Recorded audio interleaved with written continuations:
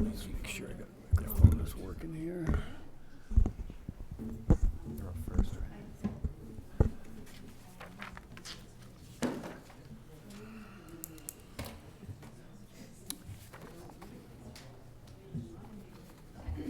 Good evening, everybody.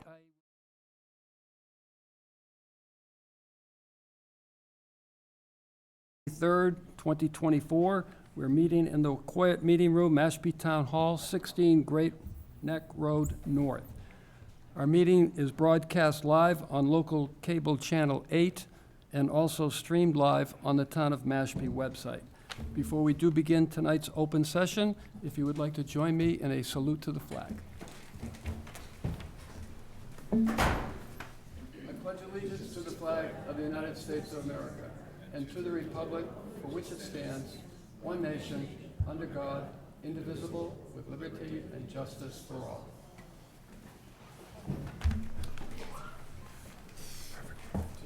Thank you.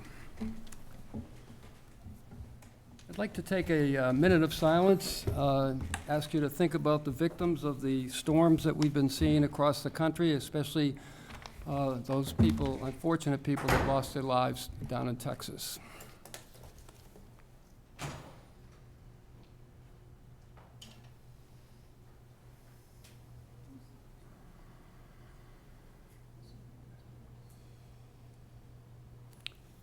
Thank you.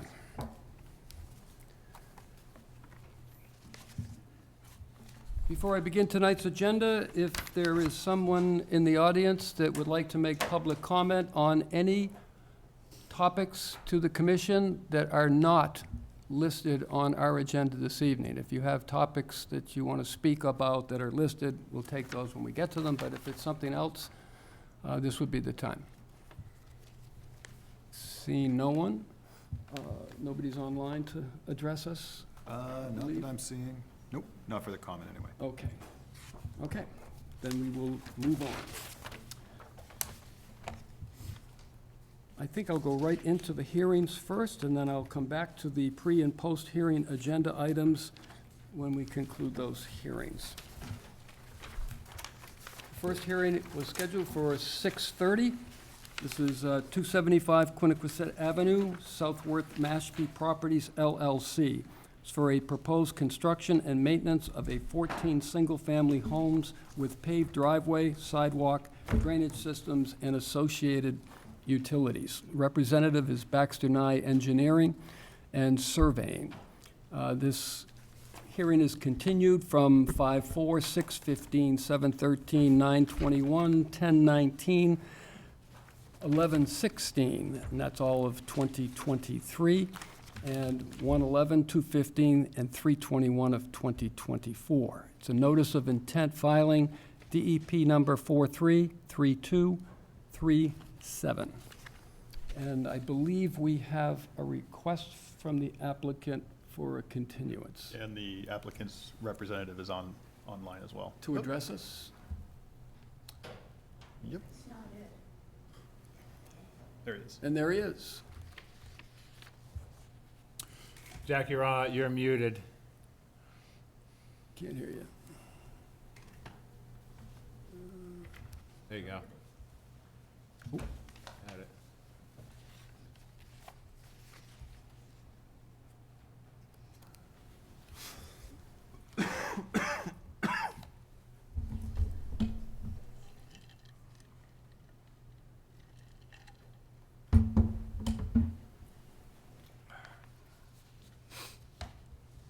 Yeah, I have to unmute.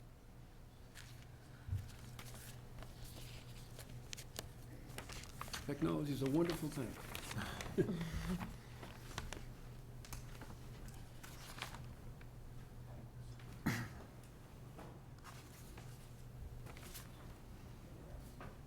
Oh, there we go. Yeah. Go ahead, Jack. Can you hear us?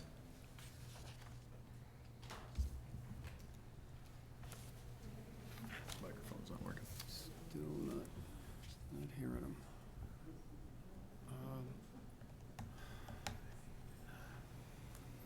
Send him I don't know if I have control over it anymore. Send It's him all a- Mashpee He today. doesn't appear to be muted any longer. I don't know why we're not hearing him. Send him a chat.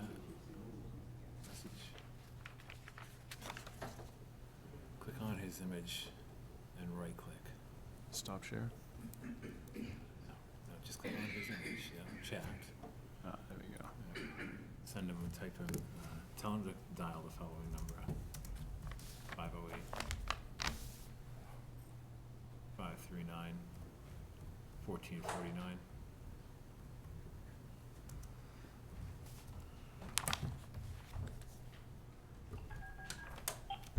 He's gonna use the conference line because obviously there's audio issues. Yes. So we'll just give him a minute to receive that message. Sure.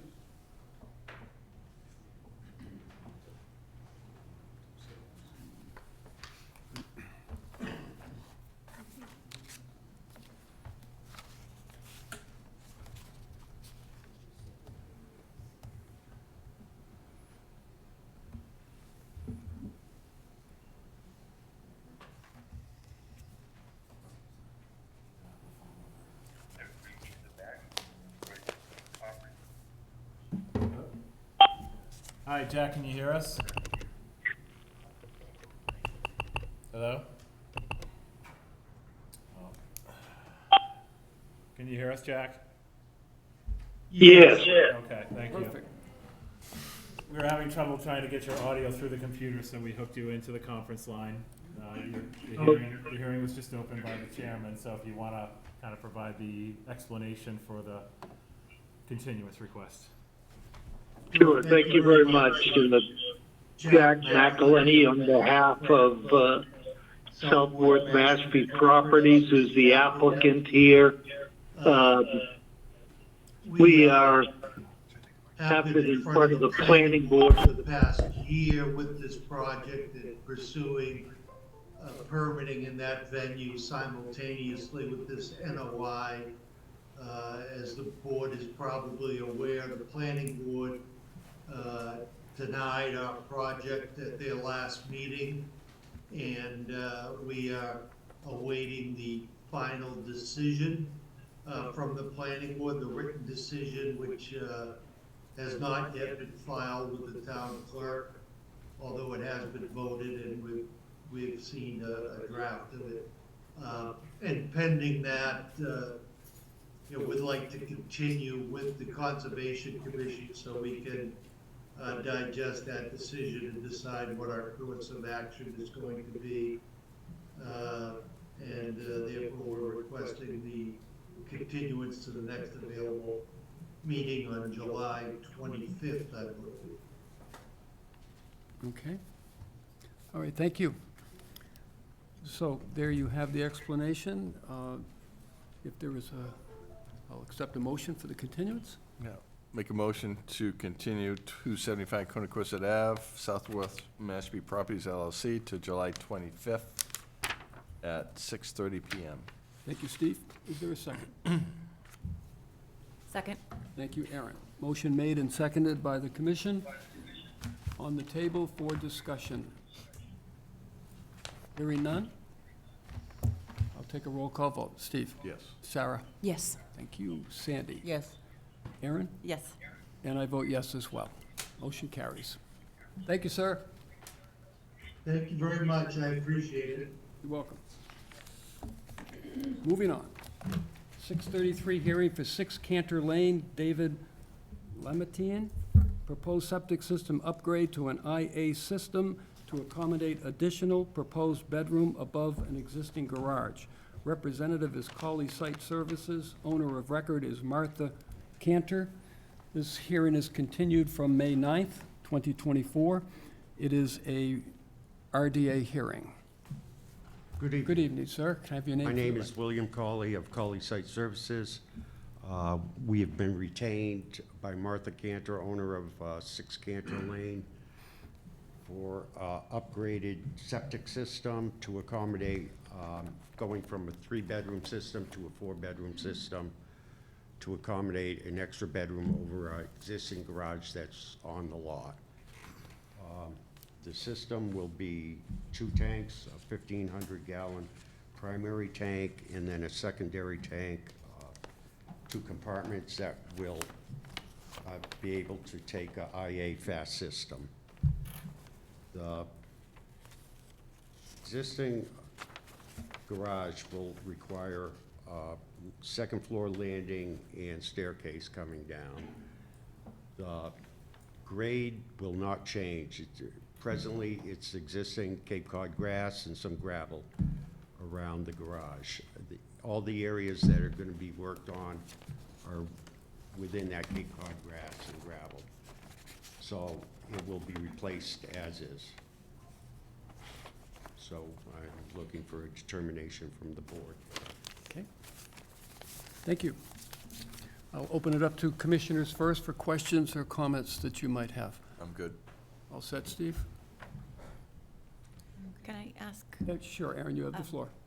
what is the purpose of the additional bedroom over the garage? Is it going to be a rental? Do we have any idea? Is it gonna be a what? Like an Airbnb type thing? Not that I believe. This is private property. Yeah, It's the owners just curious. had it forever, the family. Mhm. I don't know there. Okay, just asking. Other questions? Do we have the nitrogen calculations for the system? I know it's IA, but we're required to take a look at that under Regulation 30. I didn't see them in the packet.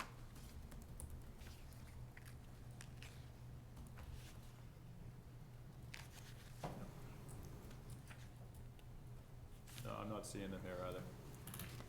So we would need to take a look at that, just to, So, Bill, did you have the Reg 30, the nitrogen loading calculations I completed? can provide them. I don't have them with me, no. that was the only question that I had. I just thought it was missing from the packet.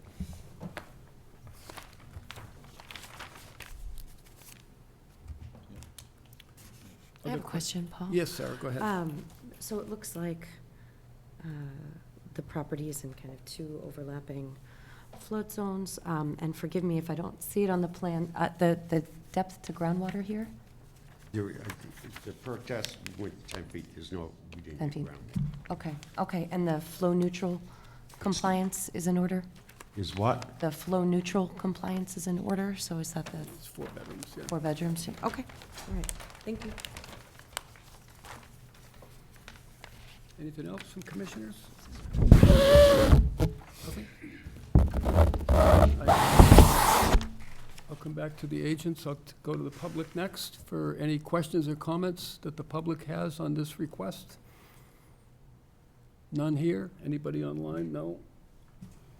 Not that I'm seeing. Okay. So, either of you guys want to chime in on this?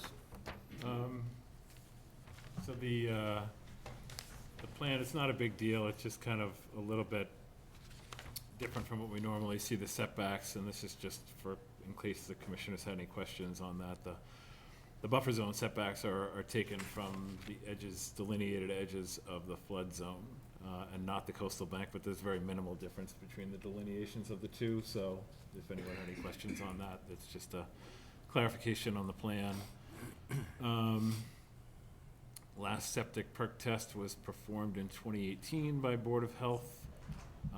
The lot size is 40,000 square feet. Current house has 3 bedrooms, so they are entitled to a 4th bedroom by right, given the square footage of the lot. 4th bedroom is to be accommodated through the proposal of 2nd-story addition to the existing garage. As the applicant described, all disturbed areas around the garage from construction will be restored to their previously existing condition. And just to clarify, because usually on plans, when we see something that's proposed, it's identified as such on the plan, and you didn't identify the deck as being proposed, so just want to make that clear. There is no existing deck. You are proposing a deck to the existing garage. Correct. Correct. And as well as the landing and the stairs. That's right. Okay. It's just good to denote that on the plan. It didn't say it in the narrative either. It's just, Oh. so I was left to kind of figure out if the deck was existing or Okay, was I'm sorry. proposed until I went out to the site, and then obviously it was not existing.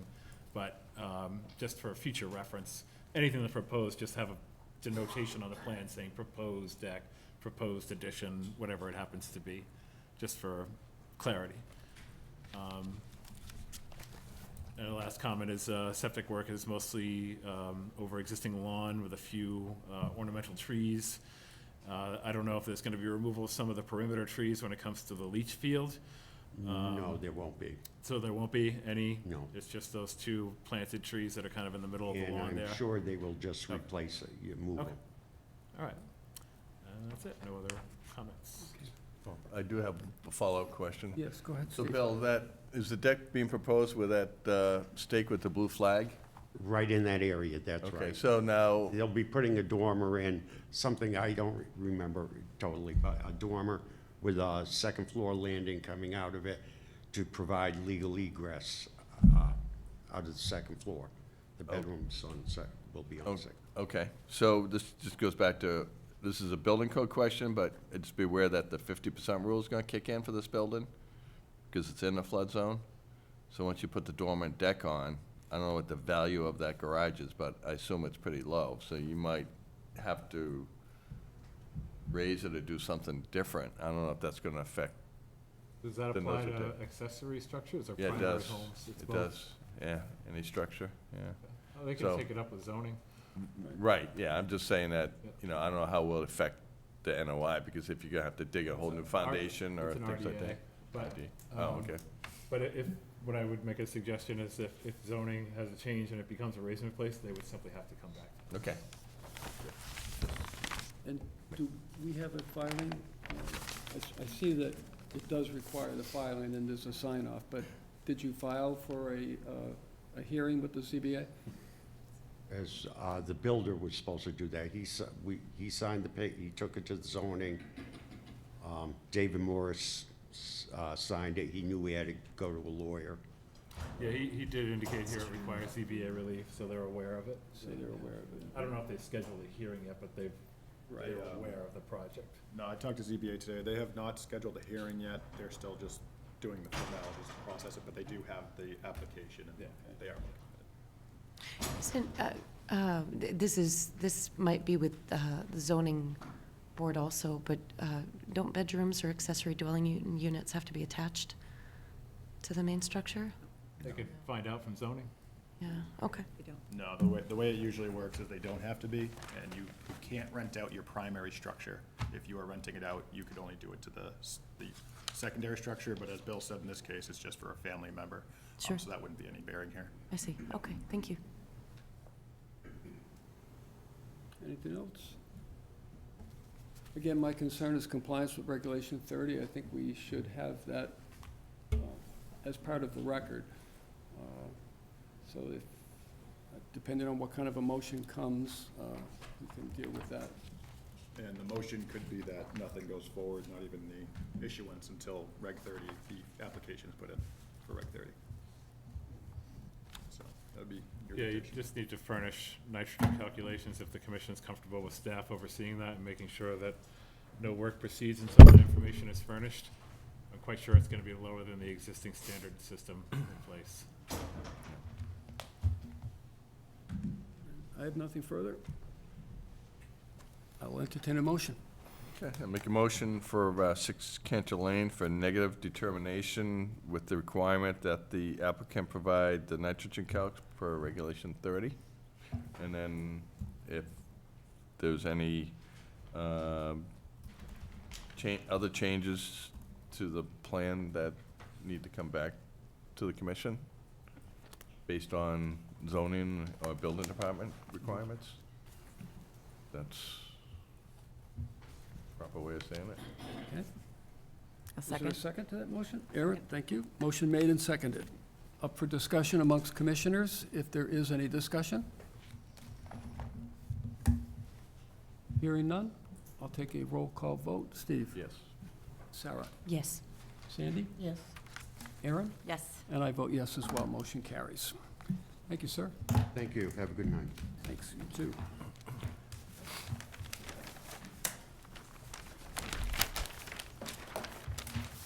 Now calling the 6:36 hearing for 135 Daniels Island Road, New Seabury Marina LLC. This is a proposed marina expansion and improvement dredging. Representative is Ty and Bond, Inc.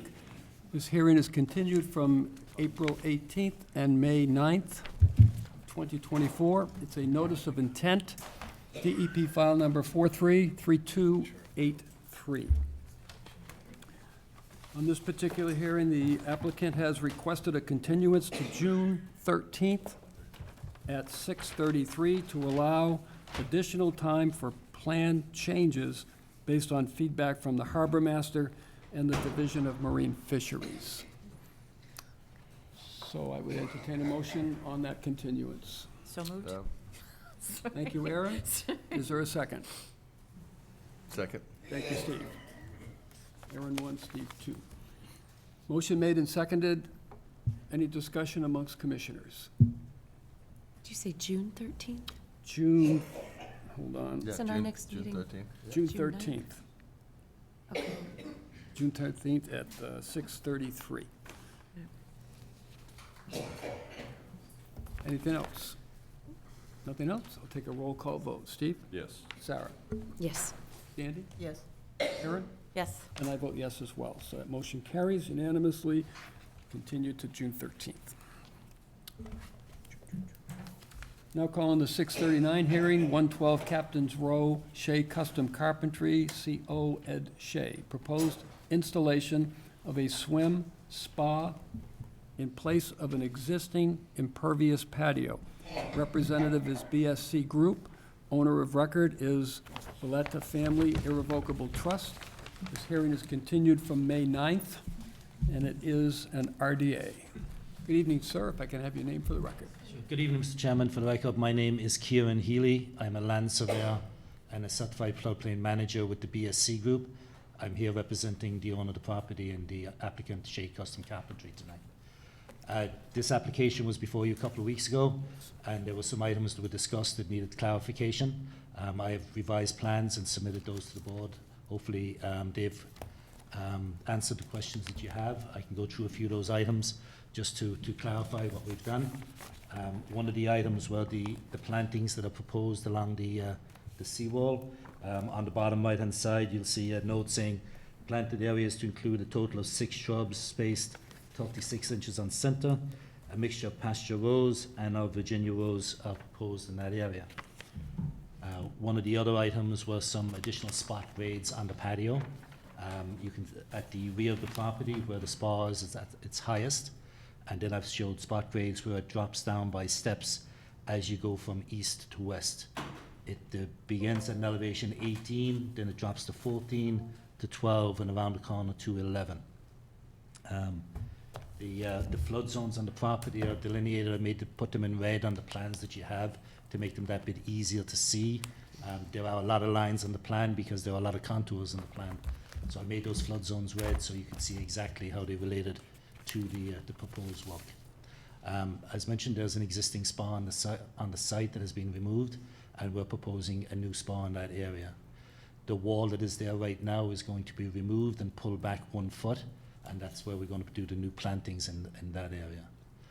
We also have a note on the plan saying if the swim spa is to be drained, it will be done by a vacuum truck and it will not be disposed of on site in any manner. Also, I believe at the meeting it was mentioned that there were some planting beds that were on the side of the bank. Those are also to be removed in those areas. Other than that, I'd be glad to answer any questions the commission may have. Okay, thank you. Okay, so I'll open it up to commissioners first. Any questions on what the applicant has come back with? I'm good. You good with? Yep. I know we had all these issues, and it Yeah, looks like well, they... everything was answered, yeah. Yeah. So, yep. I do have one question. Sure, Sarah. Sir, if you could speak to the height of the wall that's going to be moved back a foot? The wall would be approximately 2 feet 2 feet tall. high. Yeah, it's more of right now it's more of a seating wall. It'll be similar to what's there. Will just be dropped a little bit from what's there, Okay. and the patio will be dropped in that area. So when we remove the old wall, we'll pull it back in, and then the wall will be approximately 24 to 36 inches. It's not intended to block anything. It's more just of a separator between the bank and the existing patio. I see. And, okay, thank you. Sandy, any questions? No? Aaron? Nope, I'm good. We're all set. Okay. No other questions from commissioners? I'll go out to the public for any questions anyone has on this project. Seeing none, over to the agents. So, yeah, everything I think was pretty much addressed from the last meeting as far as clarification, because it was gonna be an excavated situation, and now it's just placement of a hot Right. tub. Mhm. So the one thing I would ask before, if the commission decides to issue a negative determination on this project, is that you submit a revised project description. I know you revised the plan, but the plan isn't very good without a backup narrative that updates what was updated on the plan. So this narrative says in-ground pool, and, you know, so if we can just get this revised to match what you've done on the plan for record-keeping sake. We will gladly do that. Just to clarify, there is a little bit of grading there. The patio exists right now is flat.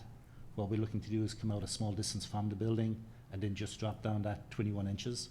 So there will be some excavation going on there. And the new swim spa will sit on top. It's not sunken in, but we are reducing the grade of that patio a little bit. And that's by removing the wall as well. Everything just drops down a little bit. Okay. I mean, that was kind of like the confusion at the last meeting, is that the homeowner had said, no, this is just a hot tub being placed literally on top of the patio, and Hannah had presented it as an excavation, so there was some confusion. Yeah, and that's why I came tonight, because I was involved with all parties, and that what we're looking to do is just maintain the patio level adjacent to the building. Yeah. And then just come out 7 feet and just drop it 21 inches in that area. And it'll be a flat patio, and the swim spa will sit on the patio, but the grade will be dropped in that area. So you're dropping the grade of the patio in the area where the swim tub is being installed. Yes. So is everyone clear on that? Because I don't think it was very clear No. from the No, it onset wasn't. that, Yeah. you know, we went from excavation to on top, now back to excavation again. Well, So, there's a substantial difference in that it's not going to be set down deep into the ground. It's going to be set on the ground. The ground itself, though, is just to drop the whole thing just by 2 steps, so that so you're taking away a layer of pavers, basically? Is that just to accommodate this change in grade? Is that yes, pretty much? a little bit more than just 1 layer of pavers, but that's basically it. Just we're coming out a certain distance from the building, just dropping it down, and then where the hot tub will be out of the way. You have photos, Dan? Yes.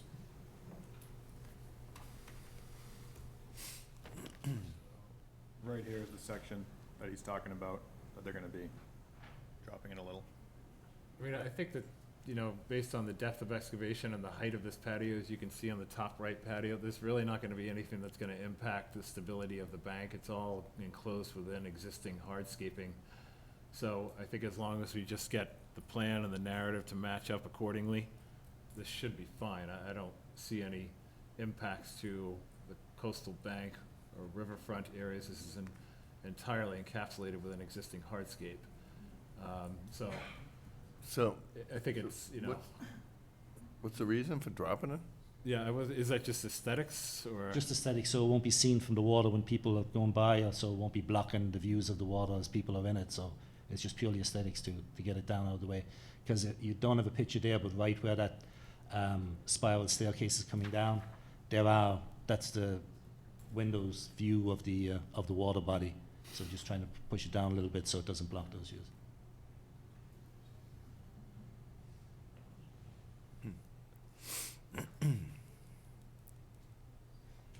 Mashpee River, as you know, is beautiful in that area, so we're looking to maintain what's there.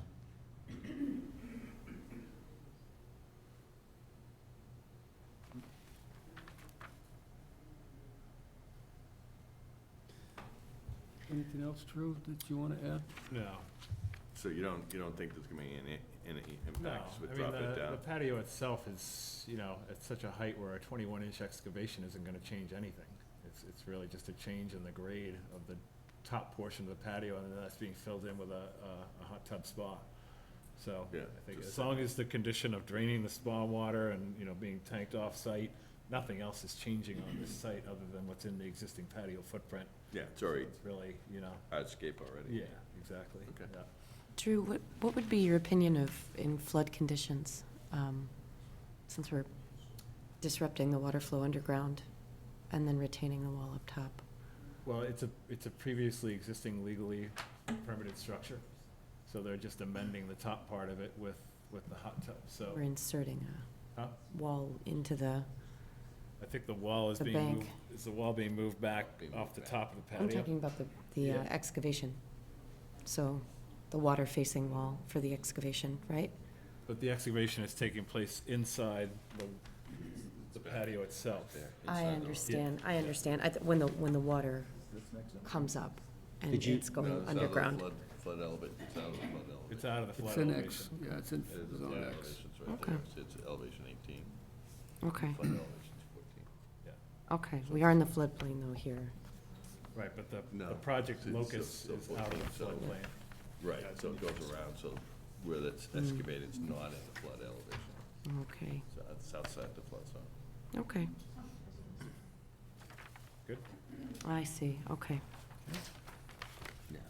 okay. Before, that was the concern. got it 'cause flipped wasn't- over but- here. But Yep. now they get the grades in there. I so, see. yeah. Thank you. Got it. Anything else? Okay. Then I'd accept the motion. All right, make a motion for a negative determination with the conditions of prohibiting the emptying of the hot tub spa water anywhere within wetlands jurisdiction and to be pumped by a truck, I think. And you mentioned about changing the mitigation plantings from pasture Virginia rose to summer sweet and bayberry shrubs. Hannah had proposed pasture and Virginia rose, or pasture or Virginia rose in the area of the bank where the wall footprint was being removed Yep. and moved back. We've planted pasture rose and Virginia rose in some of our pollinator gardens and found them to be a bit aggressive when it comes to neighboring species. So I'm recommending a change in those plantings to move away from those two species to summer sweet and bayberry, both Sure. of which should do fine in that area. It's just the pasture rose and Virginia rose they're native, but they're aggressive. Okay. And, so I'd rather see something that's not gonna take over that whole area. Okay, and the last condition is to coordinate the narrative and the plan together to show that the hot tub will be dropped 21 inches. Everything matches up. So, Yeah, drop 21 inches and not a in-ground pool. correct.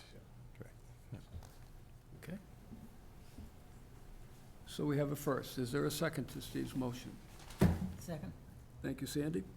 Motion made and seconded, so we can open this up for discussion amongst commissioners as to what we have. If we're all good, I'll move on the I motion. think so. This is your time.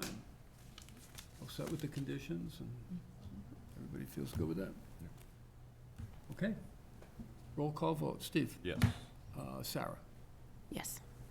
Sandy? Yes. Aaron? Yes. I vote yes as well. Motion carries. Thank you, Mr. Chairman. Thank you, members. Thank you.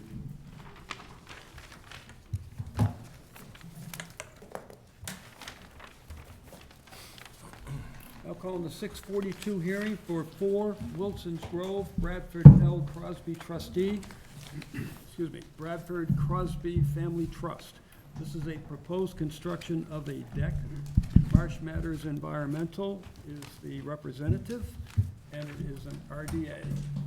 Good evening, gentlemen. If I can have your names for the record. Yep, good evening, Mr. Chairman, members of the commission. My name is Mike Ball. My company is Marsh Matters Environmental. This is Brad Crosby. He's the owner of the property and applicant. This is an RDA, as you mentioned, at 4 Wilson's Grove. As I mentioned, Brad Crosby is the owner and applicant. This is a pretty small lot. If you've been to the site, it's a house that was built in 1950. Lot coverage is, I think I had it about, 6,750 square feet parcel, 3-bedroom house. Entrance to the house is, as you can see on the photographs, is a concrete set of stairs and a railing. And what the Crosbys would like to do is just replace that set of stairs and build a deck to cover the footprint of the stairs, and also the deck would cover the foundation plantings and some lawn area.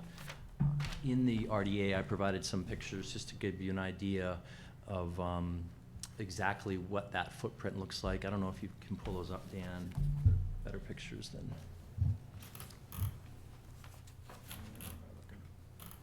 Yeah, I think it's a little further down towards the bottom. Oh, there we go.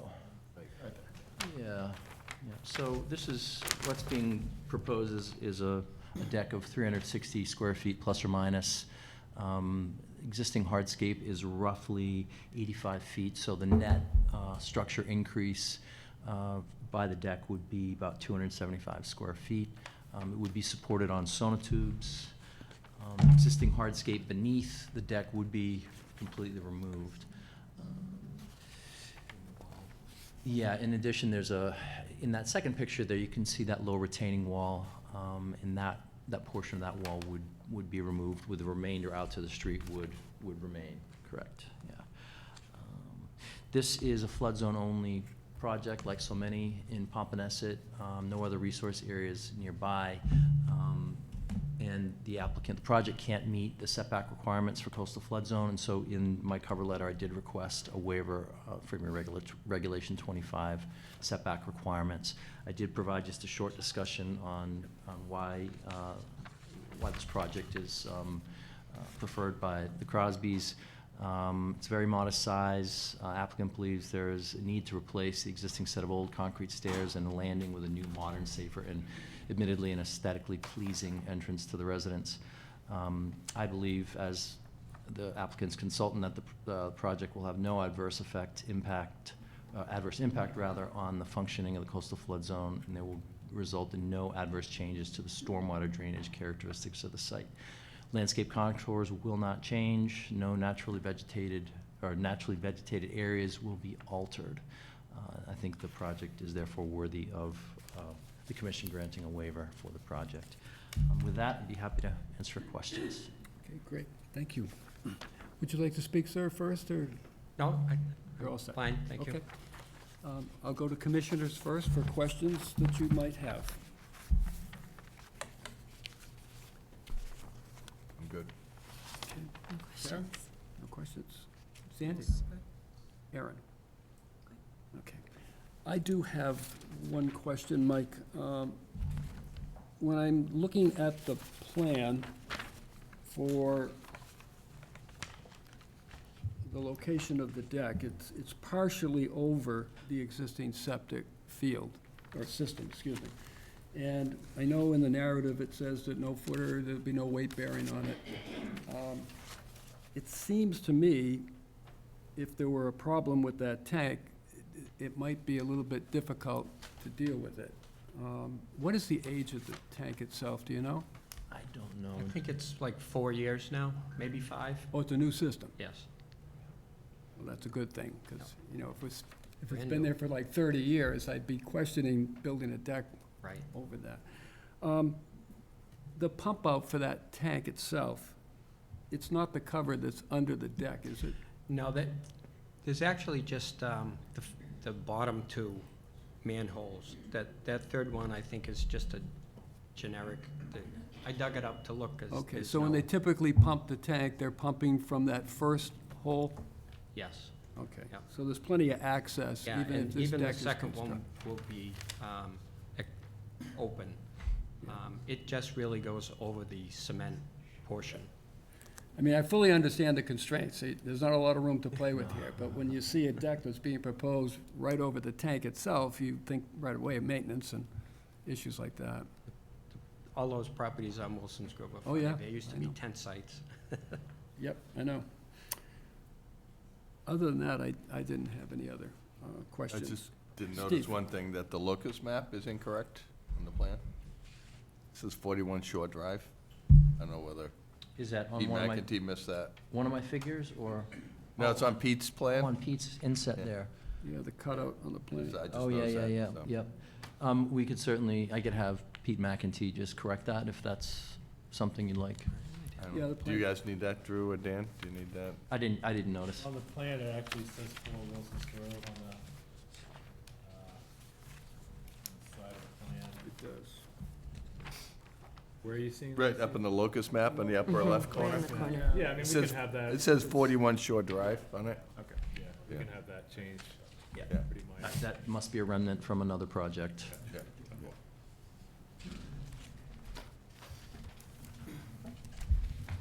Can we call Pete McEntee right now and lay into him? Could be- Probably He would watching love anyways. that, he would love that.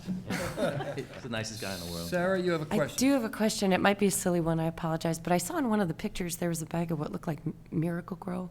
Just thinking about where this is. Is that for indoor use or? No, that's for the window boxes. Okay, okay, great. Just checking. Thanks. Yeah, the potting soil bags sometimes look like it, yeah. Yeah, just checking. Somebody just took that picture today. Just checking. No other questions? That's it. Thanks. Questions from anybody in the public on this particular proposal? Doesn't look like anybody out there's got their hand up. Anything either of you would like to add? I'll say that this project is good because you're gonna have a reduction in lawn, you're gonna have a reduction in hardscape, you're gonna have a reduction in retaining wall, and that'll be a benefit to the whole site. So that would bring nitrogen calculations, not that they're needed, but it would bring them down if that was ever a concern. Also, I just want to make note that sonotubes are being proposed here, so if anybody had the thought of diamond piles, this site is not appropriate for it. It's far too close to the house, it's far too close to the septic tank, and it's just not worth it at all. So sonotubes will be the best situation here. I know the image, the plan shows that the deck itself will be a little over the septic tank. I contacted them about it, so no sonotubes will be there, and I've talked to the Board of Health. They have no issues as long as it's cantilevering over, and I don't think that'll be an issue either. So, yeah, that's all I wanted to make noted. Thank you. Okay. So I would accept a motion. Mr. Chairman, I make a motion for 4 Wilson's Grove for a negative determination with the project presented as is. And the locus. Oh, yeah, and correct the plan, the locus on the plan. Correct the plan. Okay. Second. That's a condition. Motion made and seconded by Aaron. Okay, opened up for discussion. Anything further from commissioners before I call for a vote? Seeing nothing? I guess we're good. Roll call vote. Steve? Yes. Sarah? Yes. Sandy? Yes. Aaron? Yes. And I vote yes as well. Thank you. Great, thank you, Mr. Chairman, thank you, Very much. commission members.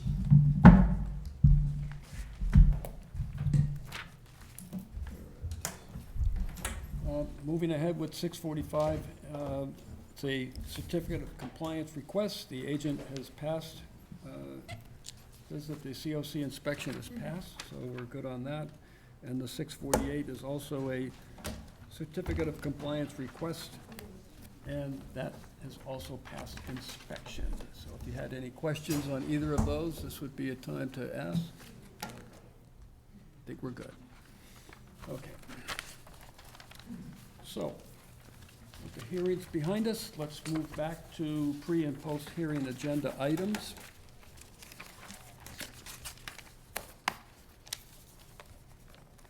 I think I'm going to, I know Catherine, you've been sitting there patiently for a long time. I'm going to take that item first. The Mashpee DPW, 0 Nathan Ellis Highway, request for temporary easement on conservation lands. Good evening. Good evening. I am here to talk about Phase 2 of our Route 151 project. We'll be finishing up Phase 1 within the next couple of weeks, so good news for everyone as we head into the summer months. But Phase 2, we will be starting sometime in early, probably 2025, and that continues the project from where it ends around the Old Barnstable Road intersection all the way to the Mashpee-Falmouth town line. As part of this phase of the project, we do need to take some temporary easements. These would be easements for 5 years that involve 3 properties that are under the jurisdiction of the Conservation Commission. The purpose of the easements would be for clearing and grading related to the construction of a multi-use path on the north side of the road and of a sidewalk on the south side of the road. Once the construction of those improvements were completed, the property would be revegetated and turned back to the commission. So no permanent structure on the property. alteration, potentially by removal of existing vegetation, grading, and then restoration at the end. Okay. Pretty straightforward. Questions from commissioners? I have a question, Kathy, hi. What vegetation is being removed for this? So the existing vegetation, it's a mix of, I think, just pine, oak, some other undergrowth. There are some, as part of both projects, there are some invasive species that were identified. Sure. So those would be removed within the easement area. And then the restoration that is proposed is mostly with just grasses. I don't think there's any, yeah, it just looks like a seed mix is what would be proposed for the restoration. Would there be any reason not to put trees back? So there are trees that are being planted along other areas, but in these areas, I think just because of the proximity, it's minimal, and they're around some wetland areas, so it just would be wetland grasses is what's proposed. Okay, thank you. Anything else? Okay.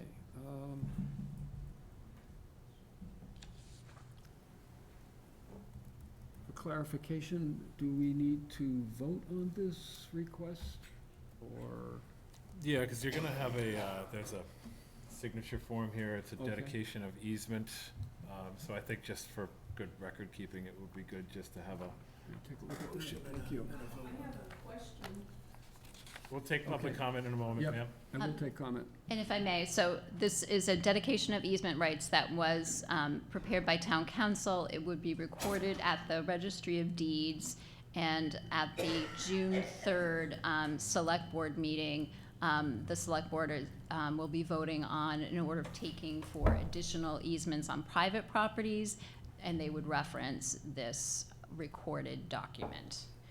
So it does require a vote and signature by the commission, and then one member does need to come back to town hall because it does need to be notarized. Yeah, so if you vote to approve the granting of this dedication of easement, we'll get as many signatures. We have to leave one space unsigned so that whoever wants to volunteer to come into town hall and do that signature in front of a notary, it's part of the process. The notary has to witness at least one signature of one commissioner, Yes. but the others can sign tonight. Okay. Do we need, like a future RDA, NOI, or anything like that, since wetlands are nearby by the town? Well, this is already previously permitted under an order of conditions, everything's covered. This is just town council's a legal kind of thing that needs to be done, a granting of temporary easements to allow this work to take place, because it is a public highway, and I think it kind of ties into that whole Okay. kind of backdrop. But there's no change in the scope of work, everything is as is, was originally approved and issued an order of conditions. This is just a granting of easements to allow that work to proceed legally on these Okay. different parcels. Okay, and that goes back like 2 or 3 years, I think. Yeah. Remember. It's A little bit been- longer. We just signed an extension, so we're in our, I think, 4th year. Yeah. Okay. We're good? So I will now go out to the public for questions and comments. Yes, if you would please come up and give your name for the record.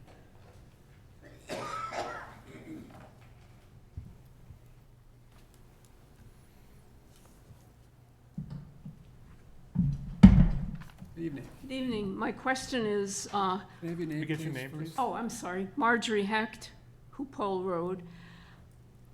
If the project, the sidewalk ends at the Falmouth Mashpee line, it leaves that space to get to the fairgrounds. How do you end, if there's no sidewalk there?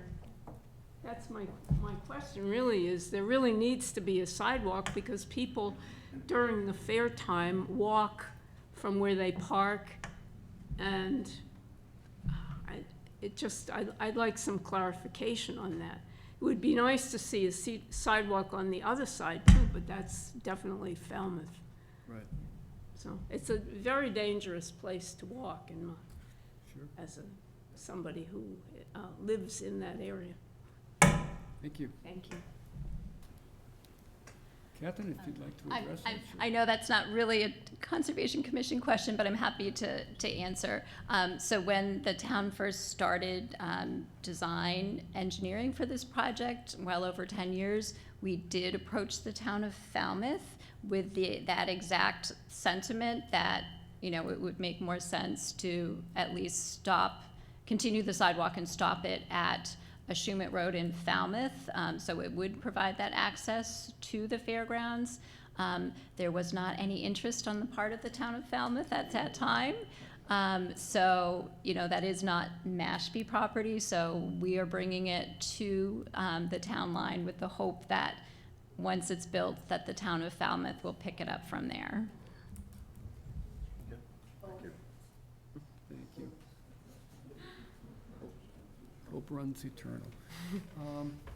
A process question I have is, and I need some clarification on this, the agenda doesn't call for a vote, so we need to, I think it's your discretion as chairman, if you want to recommend a vote. I don't see that running afoul of any procedural, right, you know.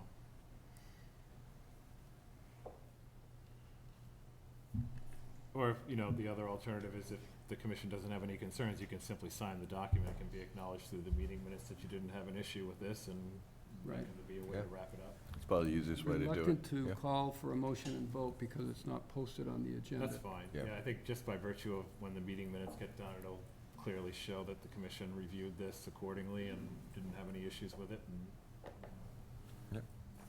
by virtue of that was consent and your signatures, obviously. Okay, so we'll just leave it as a presentation for now, Sure. and we'll conduct that business. Yeah. Okay. Catherine, just a quick question. Is this time sensitive? Would you prefer to have signatures tonight and get this off? So it does need to be recorded prior to the June 3rd Oh. Select Board meeting. I'm not Let's- sure yeah, if let's make sure we the get it signed commission is tonight. meeting Time again. sensitive. Yeah. All right. And that is it's really the project is scheduled to go out to bid at the end of June. While Route 51 is a town road, the project funding is through the state and federal government. So they need to approve the process that we've acquired all of our right-of-way rights before they will go out to bid. Okay. Okay. So our regulatory authority comes under Chapter 173 for this. Yeah, for the lands that we had. Yeah, correct. Conservation lands, right? Yeah. So any commissioner that feels free to sign this, is comfortable with 173, they can sign. Without, we don't need to vote. Yeah. Okay, thank you. Thank you. Thanks for the Thank you. clarification. Question from the public. We ask the commissioners to please speak into the microphone so we can hear you. Oh, sorry. Steve is good, the rest of you, it's decorative. Let me just pull this a little bit closer. Sorry about that. Excellent. Okay. I'm going to move up to the top pre- and post-hearing agenda, vote to reorganize positions, chairman, vice chairman, and secretary. I do understand the importance and the value of reorganizing. I feel as though having the vice chair not present and having another commissioner, Marjorie Clapproot, not present, not having a full group of commissioners here to vote, and having the luxury of time here a little bit, at least into the month of June, I would accept a motion to table this until our next meeting, June 7th? 13th. With the hopes that we have a full commission either physically here or online, so that everybody can rush to volunteer. Okay. Don't want to shortchange somebody out of all this work. So moved. Thank you, Steve. Is there a second? Thank you, Aaron. Motion made and seconded. Any further discussion? Hearing none. Steve? Yes. Sarah? Yes. Sandy? Yes. Aaron? Yes. And I vote yes as well. Approval of meeting minutes, May 2nd, 2024. And eligible to vote on those minutes are myself, Steve Cook, Marjorie Clapford, Sandra Godfrey, and Sarah Thornburg. Have you had a chance to review those minutes? So you've had a chance to look? Yep. Everybody's comfortable with what we have there? Any edits or changes? Or? I have a request, if I could be given some time to review the minutes. I haven't even had a time to look at page one. Yeah, I looked at them quickly, but I didn't Yeah. compare them to the video. I'm just saying I need, requesting more time to review these minutes.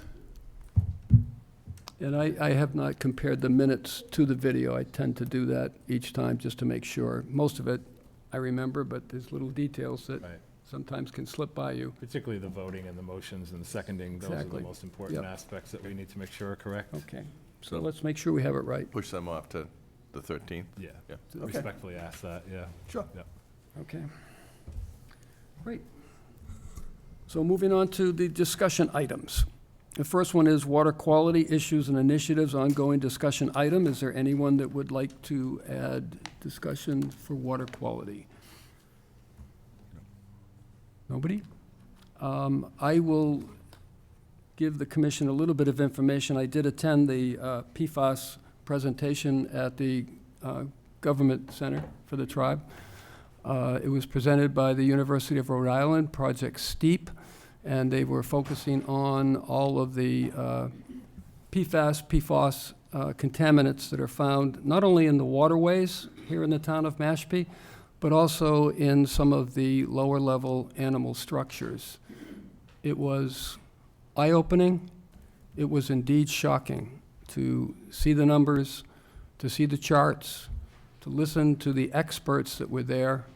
I know there was one woman, I forget her name offhand, but she was a PhD candidate. She had just defended her dissertation, and she was one of the lead investigators. And they had some data there that was truly something that everyone in town should take a good look at.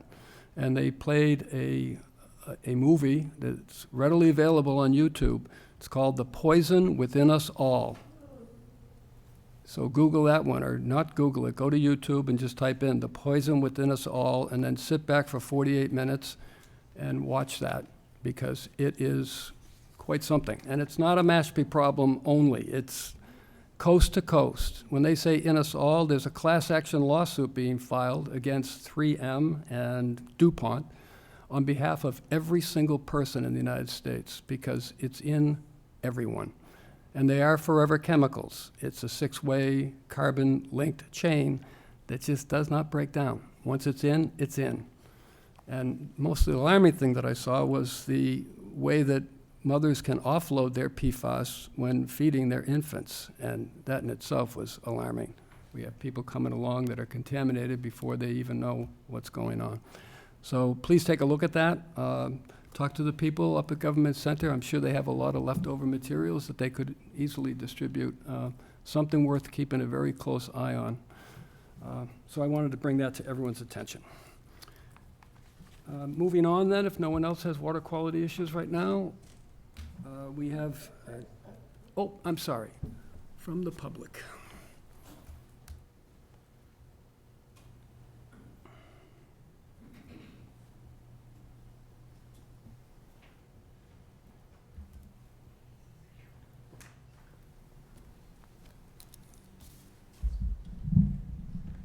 Lynn Barbie, Surf Drive.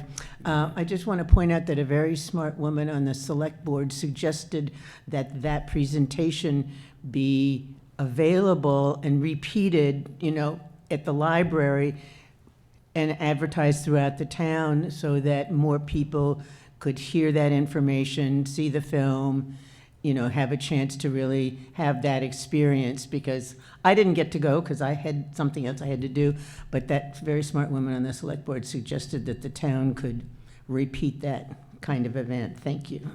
Thank you. Anyone else? No other comments? Okay, moving on to Our next discussion item, New Seabury Golf Course, Kevin Taylor, in regards to a flooded cart path. So Is- I spoke to Kevin, I think it was yesterday. I explained the procedure, but I left out a key point. It's, anyone who wants to get on the agenda 48 hours prior to the agenda has to make it known that they want to attend the meeting so we can be prepared and submit the documents. He let me know he wanted to come to the meeting outside of 48 hours, but he didn't provide the documents, and I forgot to remind him of that. So we're going to table this for June 13th. For our next meeting, for getting the documents to us so we can see. In advance, so you'll have it Sure. and not be provided right at the meeting, at the time of the meeting. Just to give a little backdrop on here, this is the New Seabury Ocean Course. I think it's for hole 15. It's right off of Greenswood Road. I don't know which hole that is, but the cart path runs. It's a long established, the course has been around forever. It's a cart path that cuts right through a wetland. Not the ideal spot for it, but it's been in place forever. It's just kind of an existing condition that, with all the rain, it got flooded out. And they're seeking ideas from the commission about what to do about it and what that would take as far as any permission, permits, et cetera. It's such an unusual situation, I really know what to recommend, so I said, come on in, Sure. present the problem, get some feedback, and get a decision on how to address it. Yeah, I know that path. It was flooded today. Yeah, I've been through it when it's been Yeah. flooded, yeah. Yeah, you're familiar with it, right? Yeah. Yeah. Oh, yeah. All right, so we'll just put this discussion item back on our next agenda to be continued rather than tabled. You just gave us quite a bit of information, but we Yeah, do want to see continued, the. or just, yeah, Yeah. that's fine. Okay. I don't think there's a need to have a motion to table that. I think we just have what we have, and we'll hear more on the 13th. Moving to our next discussion item, Chapter 172, Regulation 25, Land Subject to Coastal Storm Flowage Draft Revisions. So if you recall from our quarterly meeting on May 2nd, you were all given the draft revisions for Regulation 25 as they existed on that evening. And I know a lot of people came and commented on them as well. And there is a lot in that revised draft edition that you've been looking at over the last 2 weeks. It was the consensus of the commission to take some time to go through that multi-page document so that we can begin our discussions on the drafts as you now have them. So I will start by opening up any discussion amongst commissioners first. I'll listen to all of the input that you have, and then I will go out to the public for any input that they might have, and we'll see where we are with our discussions after that. So, in no particular order, Okay, I'll start off. So, Steve? going through it, the committee did a great job on it, very comprehensive and detailed. My main concern is the number, let me see, go back, I think it's number 7, is it vertical walls? That's been a topic for a while here. I think it's number 7, right? performance standard number 7. Okay. So on the vertical walls, so as, well, on my research on other projects that I'm working on in flood zones and looking at flood zone regulations, they mention, the vertical walls, but they mention then in coastal A zones, with number 7 mentions, is that pilings are required in coastal A zones per the building code requirement. I received an email from the building commissioner about that topic too, and I'm thinking that I don't even know if we need to have that in our regulations, because the building code covers that. The International Residential Code and the Massachusetts amendments for the building code covers what it states in coastal A zone is required. It says pilings are required with breakaway walls, and I have the the building code copy of it here too. So I don't know whether we need to even keep that in our regulation. because it's under the jurisdiction of the building commissioner, the building codes, FEMA regulations, and the building commissioner, he stated that as a requirement for CRS certification, each year we send all completed projects to FEMA for the review of compliance. And they have scored 100% in the last 3 years, so I don't know, whether Conservation Commission, we need to have jurisdiction over this when it's covered by the building department and building codes and FEMA. And then, it states clearly in coastal A zones that walls aren't permitted on pylons, but it has to meet certain requirements. Any walls are breakaway walls or screen walls. So that was, that was my main item there. In And then, regards to that one, if we could just take them one at a time, my own thought process in having that in is that it's not just a building code issue. Our issue is wetlands protection. And when buildings are up on piles, there is certainly a lot more access for floodwaters to pass on through and to be stored in the floodplain, which is what floodplains actually do.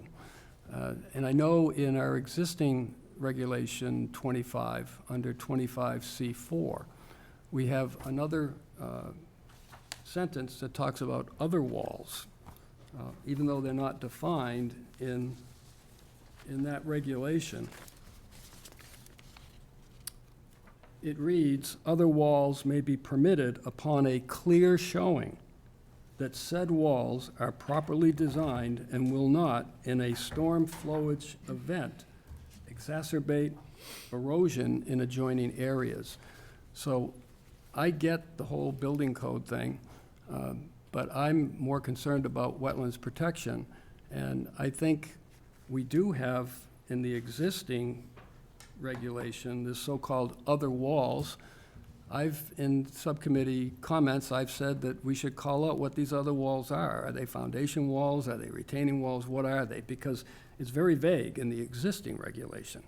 But if those other walls are indeed foundation walls, when you get into the coastal A zone, those foundation walls oftentimes will cause erosion and deflection of water onto other people's property. You're right in the coastal A zone, and for people that don't know what a coastal A zone is, that's an area where you can potentially have wave action from 1.5 to 3 feet.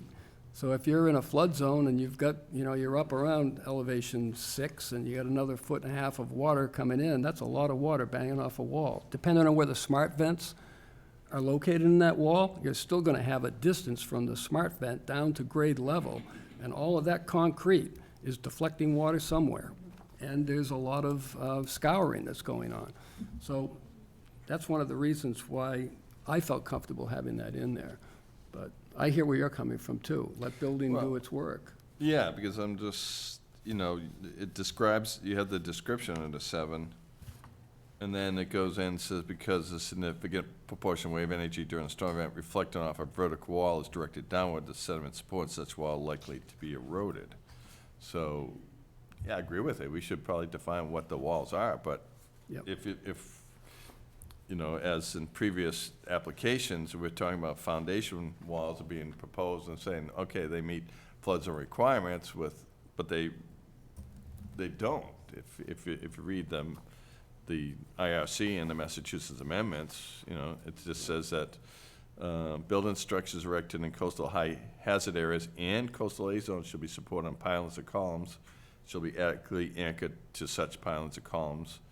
The space below the elevated building shall be either free of obstruction or if enclosed with walls. The wall should meet the requirements of section 322.3.4.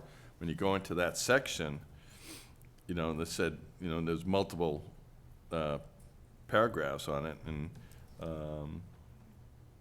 saying electrical, mechanical, plumbing components are not to be mounted through the walls. 2, are constructed with insect screen or open lattice.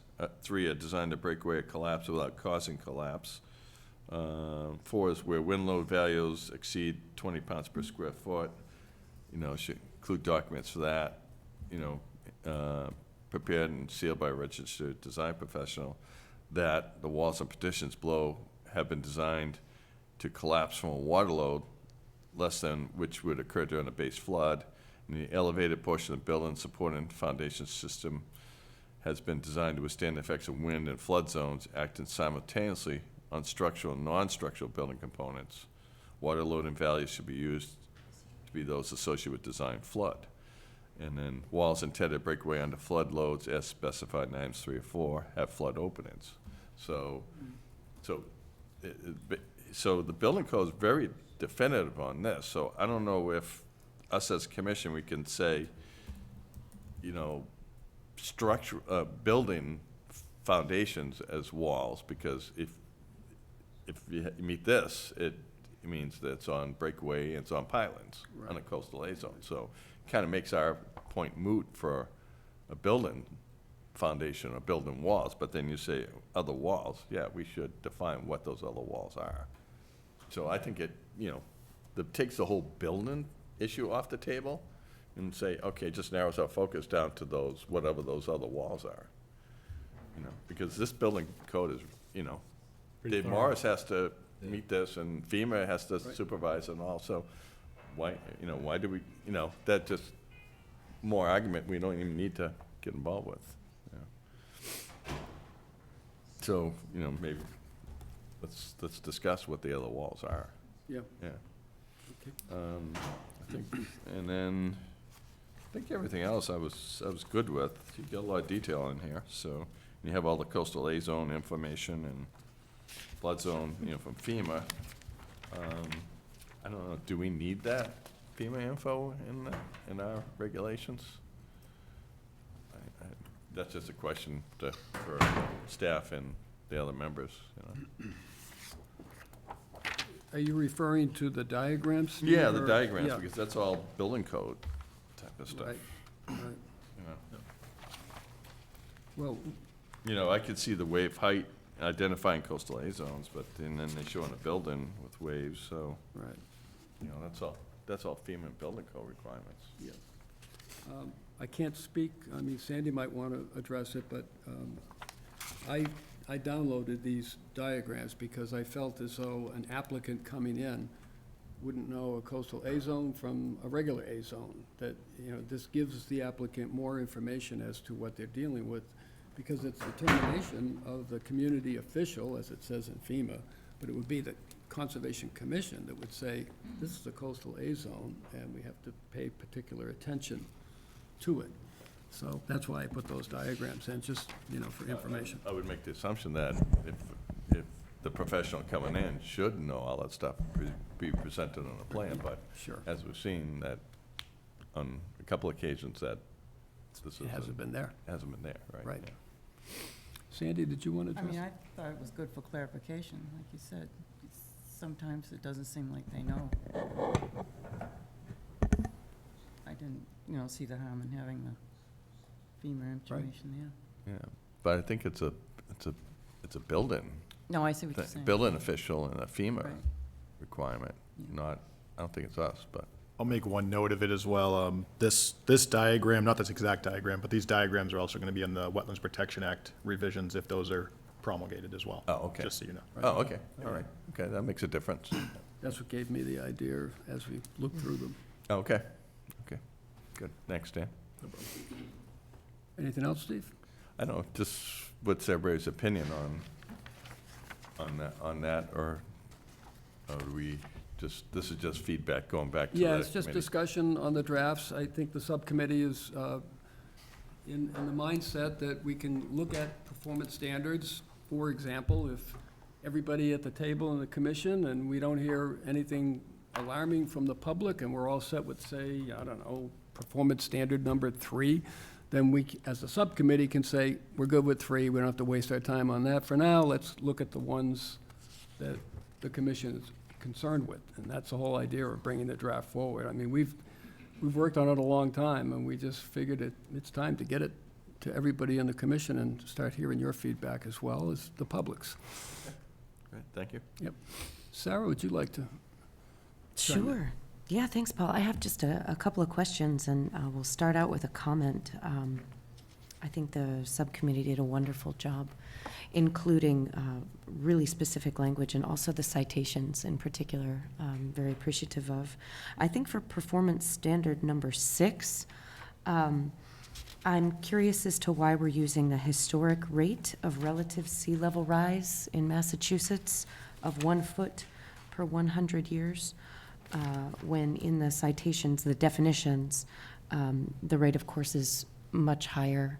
And it looks like we've cited an article here, but the 5th National Climate Assessment has been released, and I would recommend and even volunteer to source some maybe more current data on sea level rise rates from that document to include here, so that we can update performance standard number 6.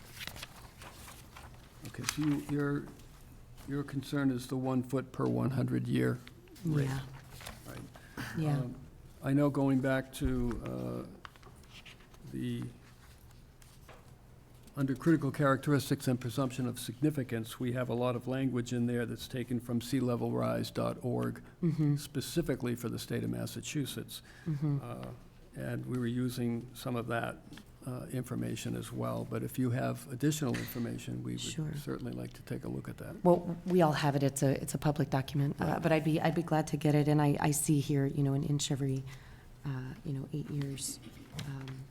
Yeah, their rate is would even 1 be- inch every 8 years. Right. So just wanted to make sure that we're consistent across there Yep, and sure. making the best use of the most current available data Great. that we have. And then I had just a couple of clarifying questions.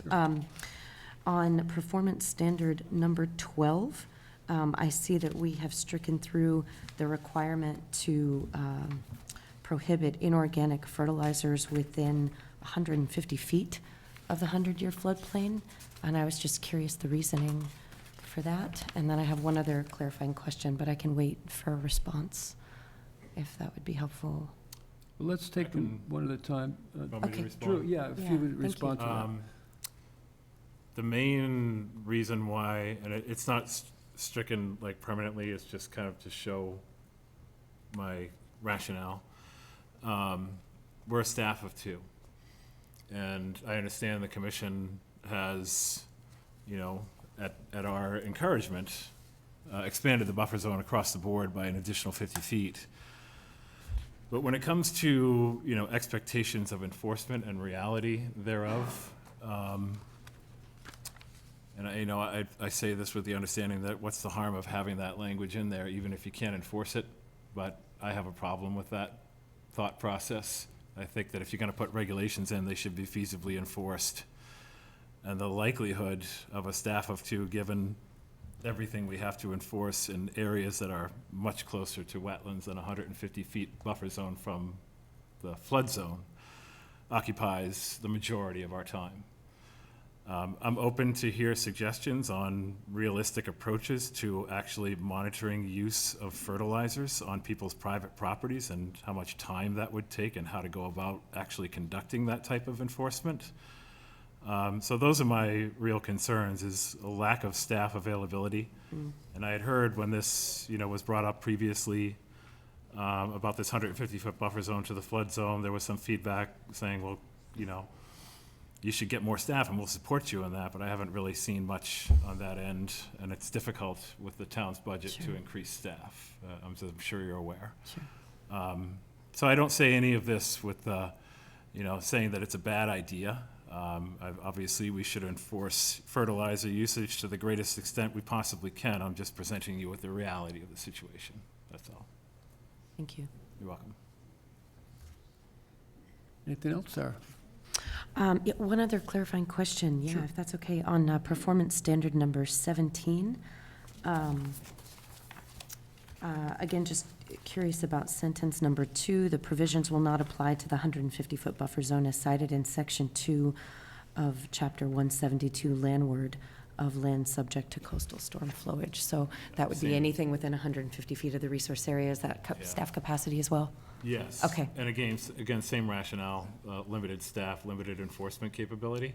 I see. And when you get into the 150-foot buffer zone to the flood zone, just like any other buffer zone, in order to operate, effectively from an enforcement standpoint, you need to establish standards so that if you go to somebody's property and you say, you're within the 150-foot buffer zone to the flood zone.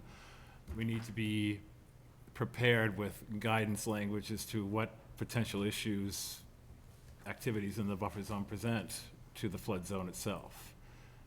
And there isn't any language existing right now.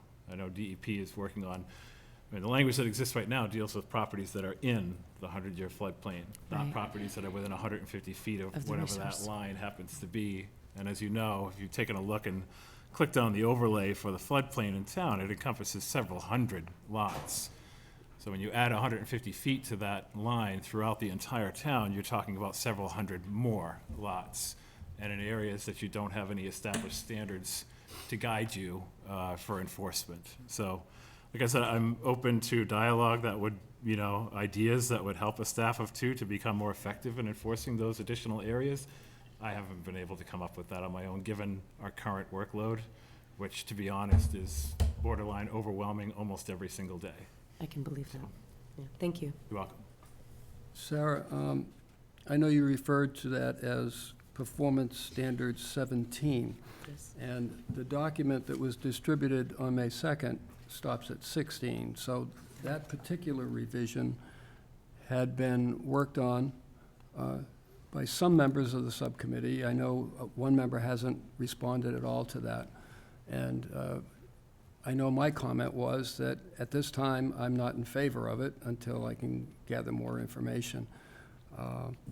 So I would like to stay on the document that was given. I know people in the public have a document. They might be looking to say, we're 17, it's not here. My apologies. So Yeah, I think sure. you're looking at draft, I think is it 4? Draft 4? Revision 4, Yeah. yeah, Revision. from a couple days ago. I put it out there because I'm a member of the subcommittee, and this was one of my suggested revisions, so it should be taken into account for this discussion. And it was. I know Sandy commented on it, and I did. Alex has not commented. I mean, for the whole commission. Right. Yeah. Yep. But I know the public's probably saying, what's 17? Because if they have a copy of what was given out, it's not on here.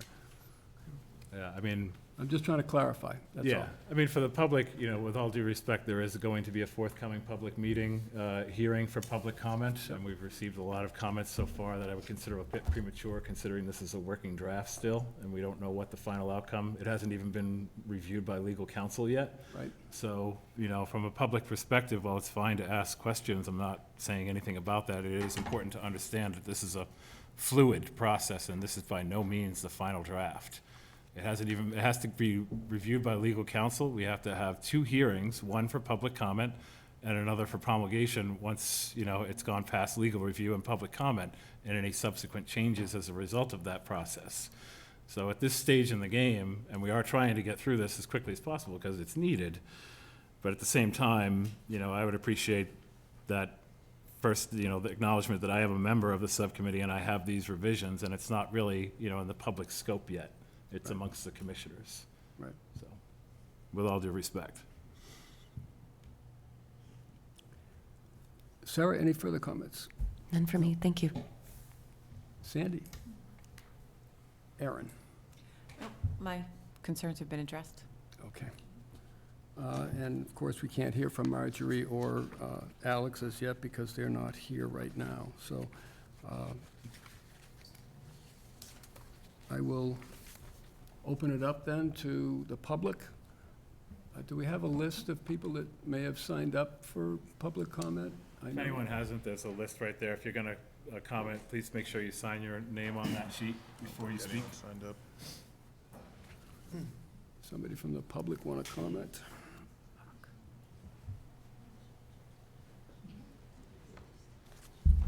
Get a half a dozen folks on the sign-up sheet. I had some comments that I thought I'd handle, probably help everybody, so you don't have to take notes.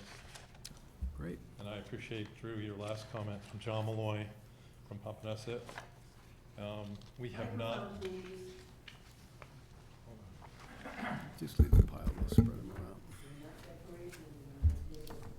around. All right, we heard you. Thank you. I'm John Malloy from Papaneset. Drew, I appreciate your last comment about the draft. We have not received a draft that we've circulated broadly to folks. So we've specifically been asked not to do that as of yet while you did some of your deliberations. I know I spoke about 3 weeks ago, I think on May 2nd. And, as I mentioned, I'm John Malloy from Pompanesett. I'm representing, along with Bob Orsi, the Pompanesett Working Group, which represents the Pompanesett community of approximately 580 homes. So we're a very substantial organization. We're a large part of Mashpee. We're a large part of the tax base. We have some serious concerns about this regulation, and we've tried to express that. We understand that Pompanesett has a number of significant issues facing it: global warming, sea level rise, rising groundwater levels, nor'easters, southeasters. They're all very serious issues. We understand that, and we've reached out to try and get help and advice and guidance from various parts of town. We've asked the Conservation Commission to meet with us, to work with us, to discuss these issues, discuss goals, concerns from both parties. We need to make Pompanesett more resilient. We've attended multiple Conservation Commission meetings starting back in February. We have submitted multiple requests in writing to folks, to the Conservation Commission, to meet with our team, and we've received no response. We're working very closely with the Mashpee Planning Board to discuss similar issues. They've agreed to hold a workshop with us on June 25th. We've met with a Barnstable County floodplain coordinator. The Mashpee Department of Natural Resources is a group that I work with as part of support for the harbor management plan. The DNR has offered to hold a workshop with us, with our community, to discuss the floodplain and other issues. So the planning board has been very receptive. DNR is very receptive. We're here again to ask the Conservation Commission to work with us. We really want you to engage with the Pompanesett community. We want to have a workshop. We don't want to just come in here for one meeting and be told, here's your shot, we're going to vote next time. That's not fair to the community. That means you've made up your mind, you've got a regulation, we come in, we talk, you say thank you, and then you vote. We're asking you to engage with us. We're asking you to discuss some of the issues. We've got a lot of concerns. We've got a number of requests, items that we would like to see in the regulation. The Pompanesett community would like to see a Regulation 25 that preserves the character of our neighborhood as best we can. It provides some flexibility, but clearly defines what can and can't be done in the floodplain and the buffer zone. Ideally provides incentives for folks to move out of or minimize their presence in the floodplain where possible. We've got a lot of folks that straddle the floodplain in Pompanesett. A majority of Pompanesett is a floodplain. We understand that. So I think there's a lot of opportunity to really help the community and hopefully put some rules together, really help people move out or minimize that exposure. We want to understand what can be done by right versus a waiver versus going to the ZBA for everything. We'd like to see it include provisions that allow folks to make reasonable modifications to their homes so people can retire here without requiring a raise and replace. Just telling somebody they can add a second floor to their home is fatal for a lot of folks.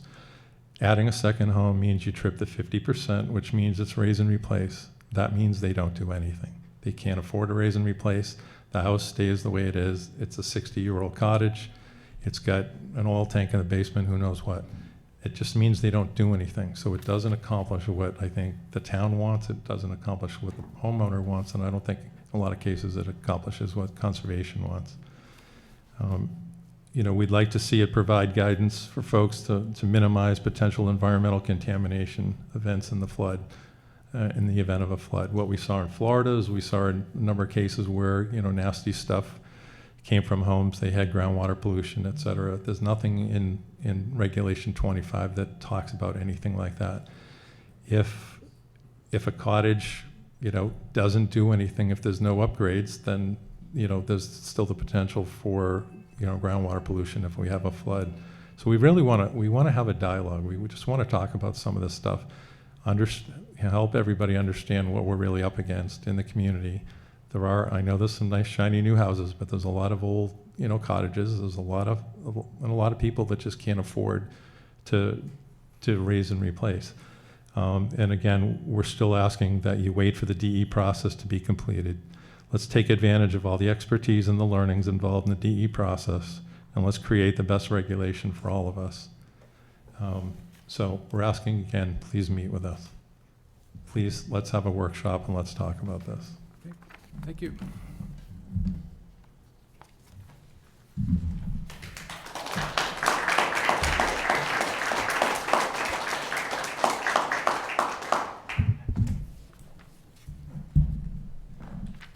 Good evening, I'm Bob Orsi, I'm 22 Uncle Edwards Road in Mashpee. I don't want to repeat anything that John said, but I do want to make some points. You know, you talked about whether we're somewhat in the dark as to what you're planning to do, and we're trying to engage with you to figure out what you want to do, and quite frankly, how we can help to our mutual benefit, okay? But I kind of feel like this is happening backwards. It's being drafted, it's being discussed, it's not out in the community, people haven't had a chance to review it. And I know you're going to say that there'll be an opportunity for public comment. Once you guys have drafted it and you've all bought into it, public comment becomes very hard to affect change. So assuming that that's not going to happen and you're going to just issue the draft regulations and then have one night of public comments, I do have a number of questions that I ask you to consider and to discuss with us before you actually issue draft regulations. What is your goal? What problems are you trying to address? How are you proposing to address those problems? Have you looked into any potential alternative solutions to these issues that are concerning you? It's clear that you're not waiting for DEP to give you guidance and for the draft regulations that come out from DEP. I've talked to a few other Conservation Commission chairmen, but I'm hearing that everyone's waiting to see what DEP wants to do. Apparently, we're not. I'm seeing there's an incredible level of public comment there. I'm getting copies of some, but there's an incredible wealth of information out there that you can buy into. If you're not looking to DEP for help, who are you discussing these prepared documents with? You're talking to wetland specialists, environmental attorneys, are you talking to third parties? Are you guys just drafting these amendments on your own? How are you trying to incentivize homeowners or landowners to address wetlands or floodplain concerns? The goal should be to work with the community to develop a set of regulations that encourages resiliency and best practices to improve the condition of the floodplain or the wetlands. The goal shouldn't be to either prohibit work in the floodplain or the wetlands or simply state some standard of, no adverse impact on the floodplain or the wetlands without defining how that's going to work, what your discretion is going to be, what standards you're going to use in looking at that. We've heard from people in our town that the ZBA has too much discretion. And, I know there's amendments to raise and replace to address that. You shouldn't be leaving all the discretion to yourselves without looking at a standard to review. And I just don't know what's in there, what's not in there. If you adopt blanket prohibitions or standards that simply can't be met, I don't know how that's going to address critical areas, how it's going to protect them, how it's going to make things better. We should be trying to encourage applicants to make things better in critical areas, not to do nothing, but to make things better. If you make it too expensive, they're going to do nothing. So we really should be seeking a range of community input now before you issue draft regulations rather than after, when you guys have built-in buy-in to what you're doing. We're here, we're not pro-development, we're not anti-development. We're just members of this community of Mashpee with some expertise and a desire to help develop regulations that work for everybody. I know we're losing Evan Lara, who's an excellent town planner. We need expertise like his. Our community has great respect for Drew McManus. He's been very tough, but very fair and a friend to Pompanesett. We want the opportunity to work with him and to you to improve these regulations and improve Mashpee. Please workshop with us and with other parts of Mashpee, like Johns Pond, like Monomoskoye. Please don't let us sit on the sidelines while you prepare a draft. We don't feel that simply giving us a right to comment after you've decided what you want to do is the way to go. Let us help. We're here. We've been here a couple of times now. Let us have some input into this process. And if it's simply just, we'll take some public comment on June 23rd, and after a half an hour you vote your regulations, I don't really think that's an opportunity to give us a chance to really analyze this. We're trying really hard as a community to figure out how we can be helpful. Thank you. Thank you.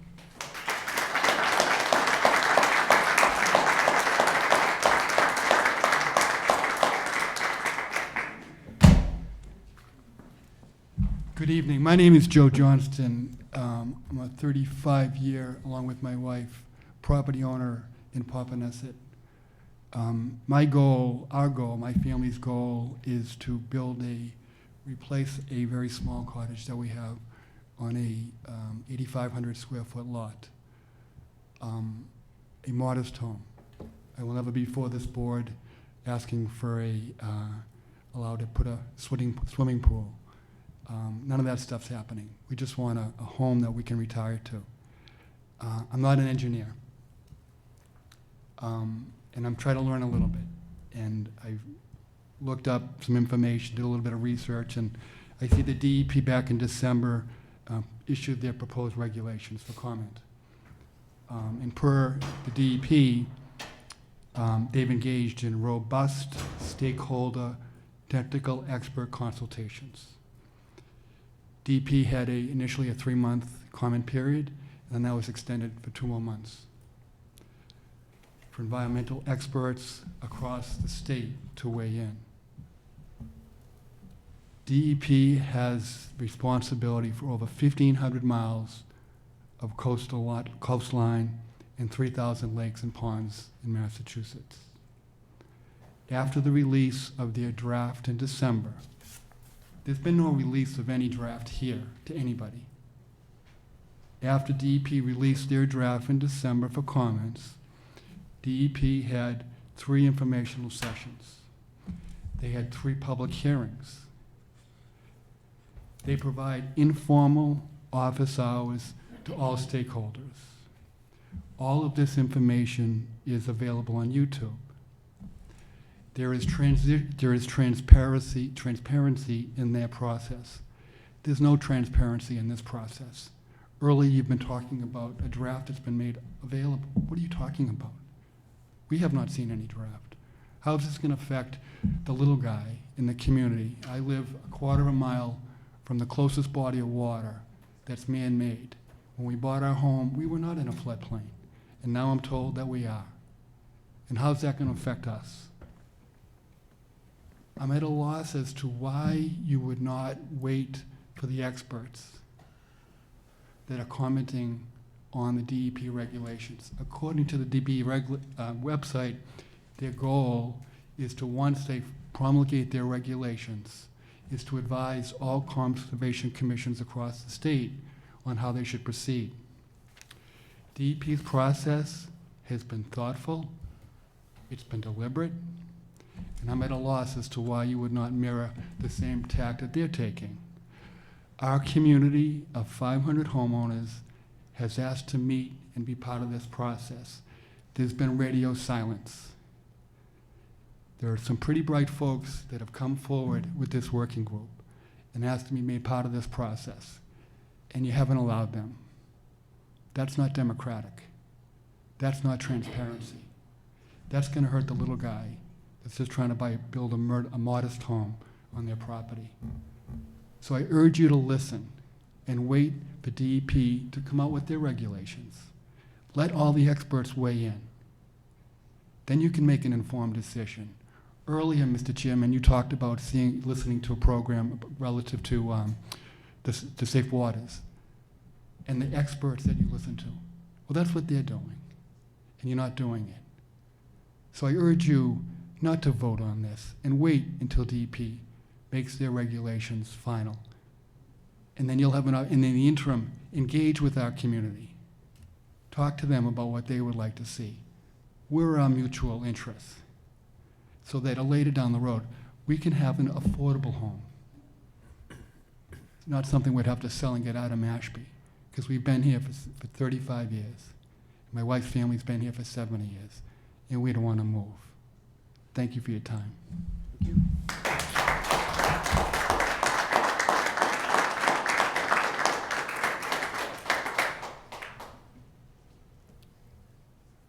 Anyone else from the public?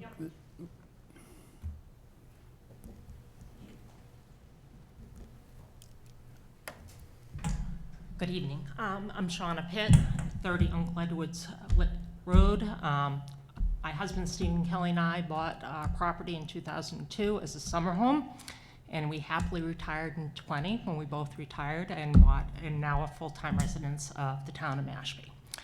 As I have been involved in going to town meetings, I have been very heartened to see the town of Mashpee vote and spend money to protect the environment. Sewering, cleaning up ponds, buying land, trying to get extra people for our conservation committee. So I think as citizens of Mashpee, we have demonstrated our commitment to the environment and clean waters. Before retiring, I had the responsibility for running American Express's global processing network, which included writing all the regulations for how 126 banks operated on our network. And part of that policy development, what I learned in 10 years of writing policy was the more working sessions you have and the more stakeholders you get to the table before you start to even draft policy, the stronger your policy is going to be, the better you can enforce it, and the happier your stakeholders are going to be. So I'm here as a resident, as a taxpayer, encouraging you to participate and engage with the Pompanesett community and any other community within the town of Mashpee to draft these regulations so that they have positive outcomes for the environment and positive outcomes for the taxpayers and residents of the town. Thank you very much.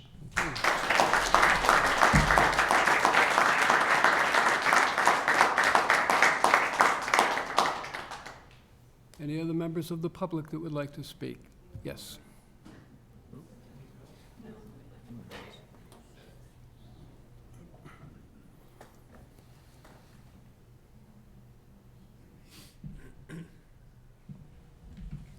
Marjorie Hecht, Hoopole Road. I'm not from Pompanesett, so my remarks are more general in support of the regulation revisions as written. And I urge the Concom to endorse it for all of Mashpee. I live on Johns Pond. We need that kind of regulation there. For the past 45 years or so, developers and builders have been unfettered in building new housing in Mashpee and redeveloping modest homes into McMansions. Now in 2024, the town and its taxpayers are paying the price for this overdevelopment. Our waters are polluted, both freshwater and saltwater, and too many of us can no longer safely swim at the beautiful beaches that drew us to live in Mashpee. We are finally building a much-needed sewer system that in the next 20 to 30 years will begin to counteract the nitrogen pollution primarily coming from septic systems. This has been long delayed and it's costly. The town is taking other measures such as shellfish seeding, storm runoff management, and fertilizer reduction. The aim of all this is to meet the state-mandated 75% reduction in nitrogen in the next 20 years. Mashpee taxpayers overwhelmingly voted to finance phase 2 of the sewer program because we consider the cleanup of our waters vitally important for the future of the town and the viability of its economy. Who would want to live here if the waters are untouchable and if the roads are impassable because of traffic? Given this situation, it's appalling that the people who have profited from the past 45 years of overdevelopment that we are now paying for want to continue the unfettered development that created the problem. What are they thinking? Is it just about more profit, regardless of the cost to the community and the environment? The floodplain is critical for its ability to filter sediment and contaminants. It is madness to deliberately curtail its function. The proposed regulation is reasonable given the immensity of the problem and the need to stop further deterioration of our waters. Homeowners are able to improve their property as long as they do it within the legally permitted guidelines. And I would advise the commission, I agree, that you should have more input from the people who are directly affected by this, and it should be productive. My main point is Mashpee needs to solve the pollution problem, not add to it. Thank you. Thank you.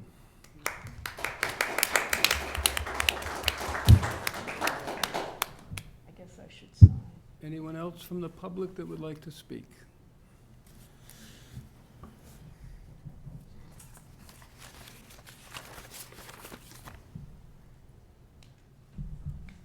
Thank you.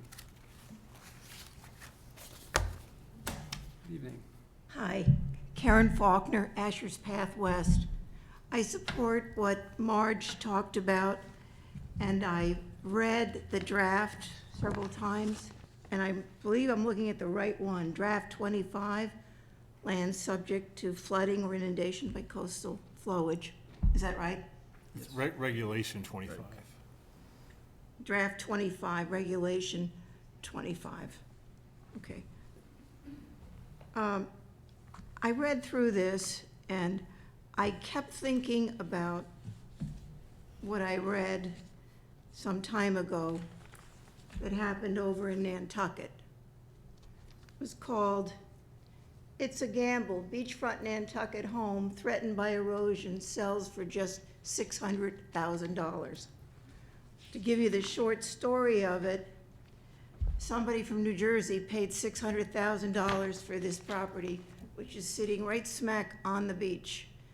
The person who sold it to her bought it in 2021 for $1,650,000. Sold it for $600,000 because it eroded more than 300 feet between the dune, of the dune between the home and the ocean due to wave action. A whole bunch of houses on this street, on this road, Sheep Pond Road, changed hands because of just this. And interestingly, I think I recall reading this a long time ago. Sheep Pond Road has been an erosion hotspot for decades. Numerous houses have succumbed to the waves. Shortly after the properties at 4 and 6 Sheep Pond Road were put on the market, a home just down the road at 21 Sheep Pond Road had been condemned due to erosion and was demolished. And many years ago, I think Gene Ratner, I think he was a comedian, lost his long battle with erosion when his house at 19 Sheep Pond collapsed in the ocean. Today, the entirety of Ratner's property is now submerged. This is where we're going here, people. For sure we are. It's devastating to me that this is happening. And I feel for the people in Pompanesett and wherever they are. I know we've got to find some kind of compromise, but how can we continue to build in the area of coastal storm flowage? We can't. And this, first of all, I don't know if everybody has read this, because it seems that some of the speakers seem like they had not read it. But in paragraph 8A, this is the strongest, most harsh thing in this draft, which I think we really have to talk about. We're dancing around here. We've got an elephant in the middle of the room, and we need to talk about this, because I think if the commission drafted this, this is what the commission is thinking. And I don't think people in Pompanesett are thinking this. This is the paragraph that says there will be no new construction or placement of new structures. This is Performance Standard 8A. No new construction or placement of new structures, including building sheds, pools, patios, retaining walls, garages, and other appurtenances in the velocity zone and the AO zone. And then those houses that do exist there, they can be rebuilt, renovated, but they can't exceed the footprint, the legally permitted footprint, and they must build with flood-resistant construction materials and methods. So this is what the draft says, and I think we should really address this issue, because there are a lot of other issues that I think are, from the Pompanesett people perspective, somewhat reasonable about, the buffer zone and things like that. But this is the part that would preclude somebody from ever building in the floodplain, who's sitting on an empty lot right now that's never been built on. So if it pleases the commission, I think this issue should be brought up first thing, so you don't waste time with public hearings. I mean, you have to have public hearings, but not waste inordinate time by skirting around this subject. Everybody needs to know what's in this document, and then they need to comment on it. And if they've got an alternative situation or theory of what we could do better, they need to present it. And maybe my suggestion would be present it, in writing, alternative solutions to the committees, to the committee. I'm not even aware of who's on the subcommittee, but I think that should be done. We need to say what it is. And, let's pray that what happens it's going on in Nantucket with coastal storm and flooding doesn't happen here. Someone said to me, we met one time with the Pompanesett Beach Association, and a gentleman in the audience said, I've been here 40 years and we've never had a problem. We've never had a problem. Things are happening, things are going on. Just watch the television every day. What the heck is going on with climate change? It's coming to our neighborhood. So we must be mindful of that. Thank you very much. Thank you.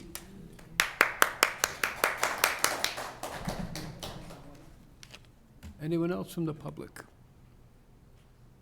You've already spoken. I want to get everybody a first time.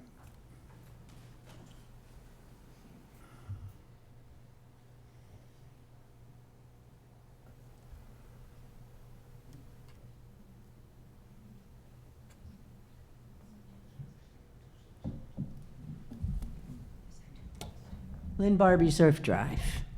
I don't live in Papaneset. I come to a lot of meetings, and I have multiple meetings heard people from Papaneset talking about how they want to have more contact.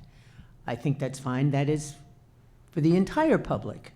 Private contact with Papaneset people is not democracy. If there's a meeting with Papaneset, it has to include the whole town. And I say that because what happens in Papaneset affects everybody. It affects all of us no matter where we live in the town, because we're all trying to be going into clean waters.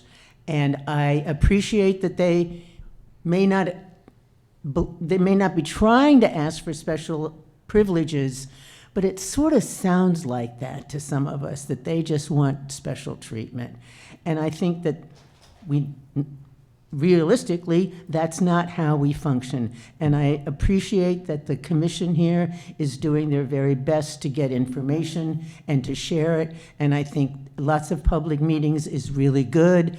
Papaneset people can come, Johns Pond people can come, and I can come. I live near a wetlands, but, and I'm a taxpayer and all of those things. So I appreciate that what you're doing, and I will be coming to all of your public meetings. Thank you. Thank you. Anyone else from the public that would like to speak? I have a few letters that have been sent in that I would like to read, and then we can... Yes, come up.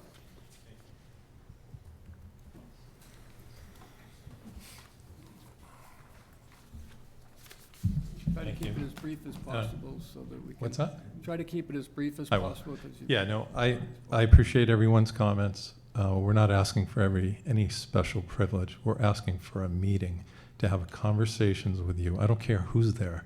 We want a meeting. We want to talk about these things. We have not reviewed the document that people seem to have in the audience. We're happy to share it with our community. We're happy to talk about number 8. We're telling our entire community you can never do that long list of things is obviously a concern. But we have not shared that with anyone. So it's not fair to be in a setting like this and not have access to that kind of document of those details and not have been able to share it with our community. We're begging you for a workshop. It's just fine. The planning board has no problem setting up a session with the Pompanesett Beach Association folks to discuss We have one set with the planning board. There's nothing wrong with that.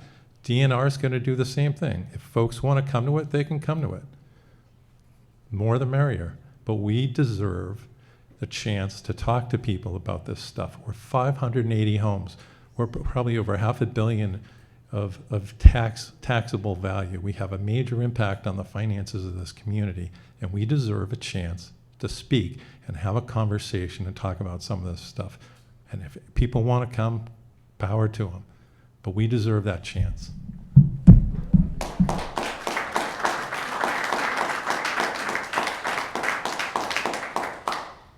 Mr. Chairman? Yes. I just ask, do you all have this document that I spoke about? No. Okay, well, that's wrong. They need to have it. I will clarify. When we met in the quarterly meeting, which is a special meeting that the commission has approved, we have 4 of them now per year, on May 2nd, when the draft from the subcommittee was presented to the full commission, that draft moved into the public record. And it is fully available to anyone who wants it. They can either get it from the Conservation Office. I don't believe there's a link on the website. No, not right now. Can't post a link on a working draft, You cannot. because it doesn't make sense, because it's subject to change. It would just invite a whole host of questions that could be subject to future iterations. It's just, it doesn't. Draft 3 is the one that went into the public record. Well, hold on, folks, we need decorum, please. If you're gonna speak, you need permission from the chairman. I'm just going to say that, draft 3 was what we had at the quarterly meeting. We had another meeting, we had correspondence through the subcommittee online. Because since we started this subcommittee in this process, there was an agreement that ongoing revisions can be made even outside of subcommittee meetings. Correct? Yes. Okay. Correct, Sandy? Okay. So that's what I did subsequent to May 2nd. I added more revisions. And I felt that because those are the most recent revisions, it behooves the commission to receive that latest iteration, because I am a member of the subcommittee. Right. And I wanted to make my thoughts known to the commission. I don't see anything harmful about that. It's just being transparent. So that's what I did for the purposes of this meeting. And we've had good discussion on those points.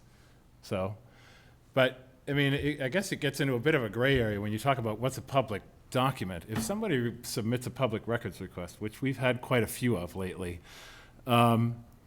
anything that's part of the public record is just that. Even if it's a draft, even if it's day 1 of the first page of a draft, it's a public document if it's requested.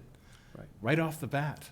There's no certain stage or point in the process where something all of a sudden becomes a public document, unless it's the subject of executive session. And this clearly isn't. So it's been a public document since day 1. I just want to make that clear. However, the reason we haven't posted this online or made it available to the public in a broadcast sort of way is because it's still being worked on. I mean, in what world does it make sense to put out a document that isn't even finished yet to try and solicit public comment when it's not even finished? I don't understand that. I don't understand why we receive so many comment letters on a document that isn't finished.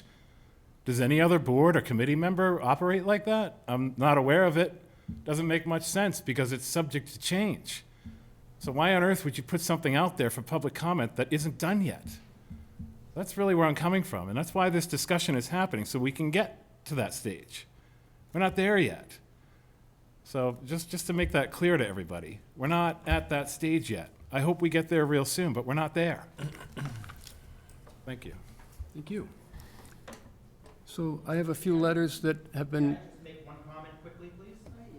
Not now, but I will allow it in when I read the rest of these public comments. There are still people that aren't here physically that have sent in their comments, and I'd like to read them into the record. They have a right to be heard. The first comment is from Richard DeSorga, who lives on Shields Road.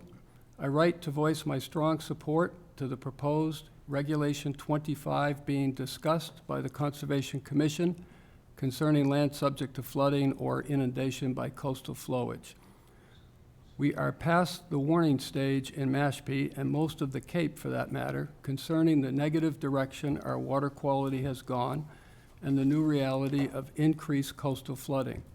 We need stronger regulations protecting our coastal areas. It is interesting to note that the last Select Board meeting, Catherine Laurent, our DPW director, told of the need this year to replace the sand at South Cape Beach 6 times more than has ever been replaced before. With climate change and global warming, the storms are more numerous and more severe, and we are facing rising water levels. We can't keep building and paving over our coastal areas. Storm water needs to go somewhere. If we build larger and larger homes, adding swimming pools and paved areas, water, when flooding, has to go somewhere. If not on our property, it reverts to someone else's. Please support and enact Regulation 25. It is just common sense. There is another letter that was sent in from Don Barton, Monomoskoye Road. To reduce growing environmental risk from overbuilding in the floodplain, I am in favor of the draft update for Regulation 25. Town allowance on the construction of outsized residences on small lots is an abuse. This practice of overbuilding has a collective impact on other residents as perceived risks accumulate and diminish the resiliency of the floodplain. We know that house insurance rates have escalated in areas that are vulnerable, where bad building practices are sanctioned. Insurers are attuned to these realities. They can pull out and no longer provide coverage. No availability of insurance coverage can often rule out mortgage approvals for new buyers needing financing. Accordingly, sales may resort to all-cash transactions. In that eventuality, only the affluent or private equity investor groups will be in the market to purchase, not a preferred outcome. There is another letter from Hans Brings from Jeep Place in Mashpee. I would like to extend my heartfelt gratitude to the entire committee for your unwavering dedication to addressing the challenging issues of floodplains in our community. Your proactive efforts in tackling these vital concerns are truly commendable. The preservation and protection of our floodplains are critical to maintaining the environmental health and safety of Mashpee. These floodplains provide habitat for many riparian species, absorb floodwaters, and reduce flood risk to our roads and abutting properties, and reduce pollutants to improve the declining water quality of our oceans, bays, rivers, estuaries, and drinking water. Your commitment to finding effective solutions ensures that our natural resources are safeguarded for future generations. And for that, we are deeply appreciative. Thank you for your continued dedication and diligent work. Another letter submitted by Beth Andrew Berry. Dear Mashpee Conservation Commission members, we are writing to express our full support for the proposed changes to Regulation 25 concerning land subject to coastal storm flow by the Mashpee Conservation Commission. As homeowners residing in Mashpee, we deeply value our coastal wetlands and beaches and strongly believe in the importance of preserving them for future generations. As residents of Popponesset with waterfront property, we understand that the proposed changes to this regulation would limit the scope to any changes to our property, but believe the benefits to these proposed changes outweigh our individual needs. The protection of our coastal ecosystems is not only vital for maintaining biodiversity and ecological balance, but also essential for safeguarding our communities against the impacts of climate change and coastal hazards. By enacting stricter regulations and increasing wetland buffer zones in areas prone to coastal storm flow, the Conservation Commission is taking proactive steps to mitigate the risks associated with sea level rise, erosion, and storm surges. Allowing development in sensitive coastal areas not only compromises the integrity of our natural habitats, but also puts properties and infrastructure at greater risk of damage from extreme weather events. By enforcing stricter regulations, we can prevent the loss of valuable wetlands, which serve as natural buffers against flooding and erosion, while also preserving the scenic beauty and recreational opportunities that our coastal areas offer. Moreover, protecting our coastal wetlands and beaches is not just a matter of environmental conservation, but also an investment in the resilience and sustainability of our community. By preserving these natural assets, we can enhance property values, support tourism and recreational activities, and promote a higher quality of life for residents and visitors alike. We urge the Mashpee Conservation Commission to proceed with the proposed changes to Regulation 25 and to continue their efforts in safeguarding our coastal wetlands and beaches. By prioritizing conservation and responsible land use practices, we can assure a sustainable future for Mashpee and uphold our commitment to environmental stewardship. In conclusion, the link to the FEMA Regional Coastal Erosion Hazard Map supports the serious need for the changes to Regulation 25. Link provided. This FEMA map depicts 228 Wading Place Road, Mashpee, Mass. To be one of the first of 3 properties to be underwater by the year 2030 as illustrated below. And there's a graphic image from that GIS program. Thank you for considering our input on this very important matter. Sincerely, and it's signed by Beth Andrew Berry. What was the address of that? 226 Wading Place Road, I believe. Right next to 228? Hold on. I thought he said 228. They referenced 228 in the letter, Yeah. and they're at 226 right next door. Yes. Okay. They referenced 228, and I'm going back to see where they said their property was. Hold on. I believe it was 226. It seems odd to call out another house for being underwater when you're right next door to it. Yeah, no. Yeah. I didn't write it, I'm just reading it know. into the record. I know. I'm just reading what people Just have to kind say. of, I'm not noteworthy. saying, by the way, I am not saying these things, I'm reading people's, so I am not the A author. little bit of finger pointing going on there. The next letter is from Glenn McCarthy, Jeep Place in Mashpee. It has been a tough 15 years for our floodplains and wetlands. The areas in and around Popponesset and Wacoyet Bays and their estuaries have had it the worst. Mostly it comes in the form of excavators, retaining walls, cement, and large dump trucks. When I go out and walk or run, I sometimes stop and talk to the guys doing the site work. They have literally said to me on multiple occasions, "Yeah, I can't believe we're allowed to do this here. This is crazy."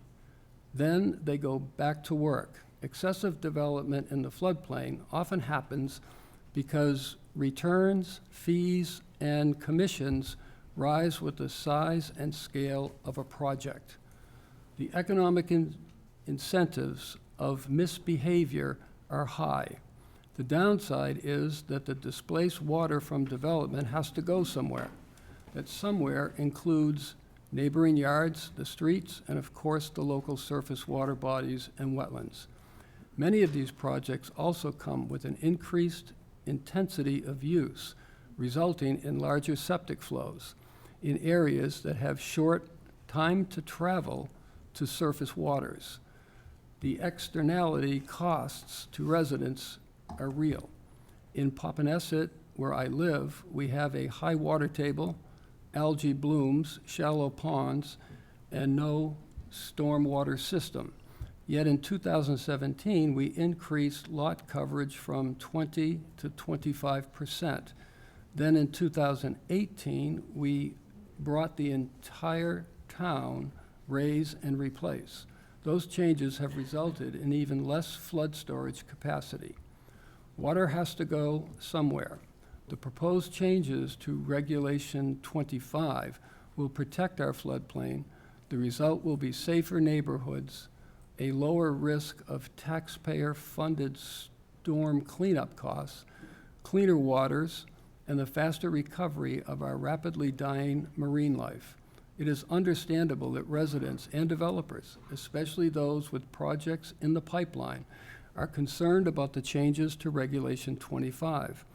Thankfully, a pathway for relief exists under Chapter 172-7 and can be used to address the legitimate concerns of responsibly designed projects. Thank you for having the courage to address this difficult issue.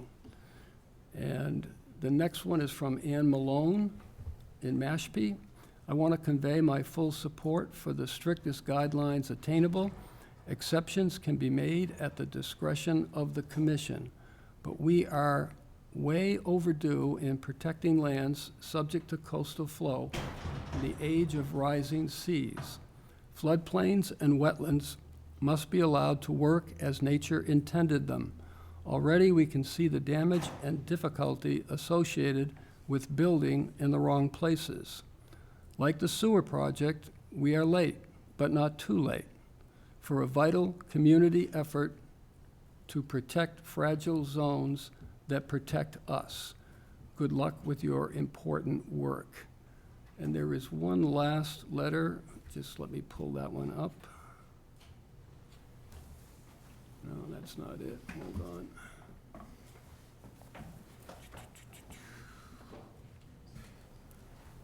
This is a letter from the Citizens for the Protection of Wacoyet Bay. It's signed by Rick Otis, President, Board of Directors. Dear Mr. Colombo, founded in 1981, Citizens for the Protection of Wacoyet Bay is a nonprofit organization dedicated to the preservation and protection of Wacoyet Bay and its estuaries. As you know, Mashpee's estuaries face the twin challenges of severe water pollution and sea level rise. We are writing today to encourage you to continue protecting our floodplain functions and storage capacity. In recent decades, we have witnessed a concerning loss of the bay's floodplain to development, which can lead to the corresponding loss of its ability to filter sediment and contaminants, limit flood-related damages, and provide habitats for living creatures. We would like to express our support for the proposed changes to Regulation 25 and encourage you to adopt these beneficial changes as soon as possible. Thank you for your addressing these important gaps in the regulations and for standing in support of our waters and wetlands. And those are all of the letters, I believe, unless, Drew, did you get anything else besides the ones that I read? No, I think that's all of them. I think that's everything that came in. One last comment that I would make. I spent quite a bit of time reading not only the Mashpee Hazard Mitigation Plan, but also the state's Hazard Mitigation Plan. And in both of those plans, ironically, Chapter 4 in both plans address the situation that we're all talking about tonight. It's all about coastal flooding and coastal erosion. In the Massachusetts State Hazard Mitigation Plan, Barnstable County is listed as the third highest county in the state of Massachusetts with flooding events due to land subject to coastal flow. The state also looks at encouraging the writing of new and stronger regulations, as does the Mashpee Hazard Mitigation Plan. In fact, the updated plan on page 18 specifically addresses not only the writing of stronger regulations, it refers to various areas in our town that are subject to these floods. But I mean, the Conservation Commission knows that. We have all the data and the records. So I know somebody earlier said, you know, listen to the experts.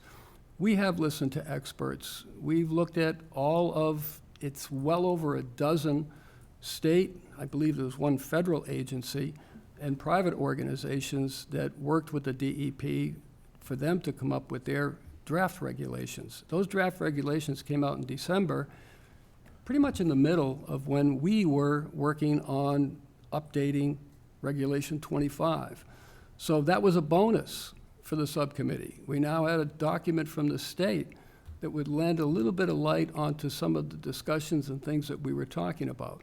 And so and I'm speaking my own perspective from this, as I moved along through the regulations, I was following what the Mashpee Mitigation Hazard Plan told town boards to do. And that was to upgrade and strengthen regulations to address the coastal flooding and erosion right here in our town. So there are a lot of things that have been guiding the subcommittee in their drafting. I think one of the most interesting things that I heard tonight came from a public comment from Marge Heck, when she said, I encourage you to listen and work with as many constituents in all of this as possible. And throughout all of these drafts, we've had many meetings that we've allowed public comment on. I know I met one-on-one with a member of the Pompanesett Beach Association for over 2 hours and discussed with that person my own feelings about situations that the town of Mashpee is currently facing and unfortunately will be facing even more in the future. And that's not just speculation. That's science. That's scientific data. And the more you look at the data, the more, as a public servant, somebody who's involved in policymaking with the town of Mashpee, the more concerned I get that I need to be mindful of the fact that part of all of this is my responsibility.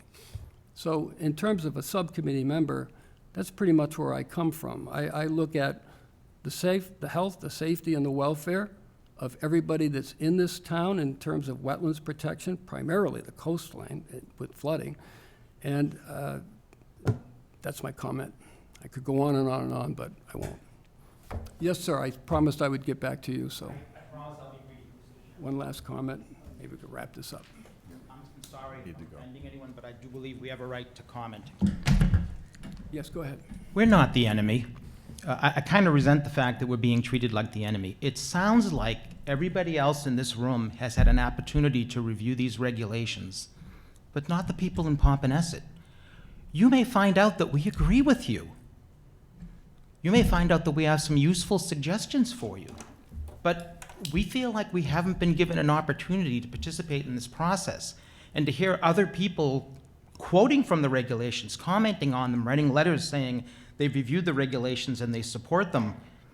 It's just troubling to me because we haven't yet had an opportunity to do that. And I will say, just again to be simple, I've sat on a planning board. I was a selectman. I was the chairman of a finance committee. I was zoning counsel to many cities and towns. I have in many cases workshopped in the community before you draft things so that these problems don't occur. I'm just asking everybody, just imagine how we feel that everyone else seems to have had a chance to weigh in on this, and we have not. With that, we're not the enemy. You may find we agree with you all. Thank you. Thank you.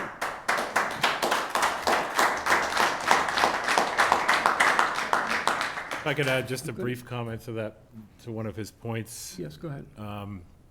Is that every major plan, including the hazard mitigation plan, the local comprehensive plan, the harbor management plan, they all started out with public scoping and engagement, every one of them. You had mentioned that you had invited the public into our subcommittee meetings. That's not true. We've never had public participation in our subcommittee meetings, so I just want to clarify that for the record. I know you've met with a member from PBA on your own time, but to my recollection, and please correct me if I'm wrong, have we ever had public attend any of our Zoom subcommittee meetings? No, I don't think. I don't think we have, right? No, not on a working subcommittee level. Okay. Right. Yep, just want to clarify that. And my last comment is that for everyone in the room is that, you know, we're dealing with, not just here in Mashpee, but throughout Cape Cod, a flood zone that is almost entirely developed and has few, if any, developable, undeveloped lots left. So in light of that absolute reality and fact, that the best chance for this commission and working with residents to improve conditions is through permitting processes. There's no other opportunity to do that other than education, which isn't, forcing things on people. It's educating people about what's important, depending on where they live and the resources that they're surrounded by. So, using education is very important, but in order for the commission to be able to condition something on a property, we can't just go out and say, hey, that lawn needs to be converted to woods. Do that now, in the absence of asking for anything. So when people come in for a permit request, regardless of what the project is, that's the commission's opportunity to turn around and say, okay, we hear what you want to do. Here are our conditions of approval. You're going to make this lot better than how it currently exists. So it truly is a trade-off. It really is about achieving a balance every single time. So I just wanted to make that known, that the reality is we're dealing with flood zones throughout the Cape and throughout any areas that are subject to coastal storm flowage as almost completely built out. So, I hear these comments about, saving water pollution, preventing water pollution and improving our water quality. There aren't many lots left to be developed, so you have to work with what's established and try to do the best you can by achieving a balance with those homeowners who live in these areas, because that's just the reality of the situation. I hope we can do that moving forward.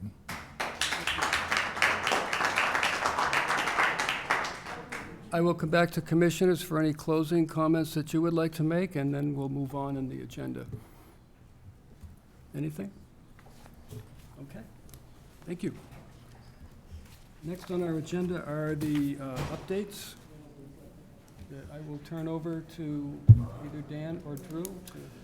Nothing really. I mean, we were kind of holding these for the quarterlies, but there's nothing, there is, I know we have communications down there to talk about. yes, the communications and correspondence, yeah. So there's nothing you want to add for those updates? Nothing that's been new since May 2nd. Okay. Yeah.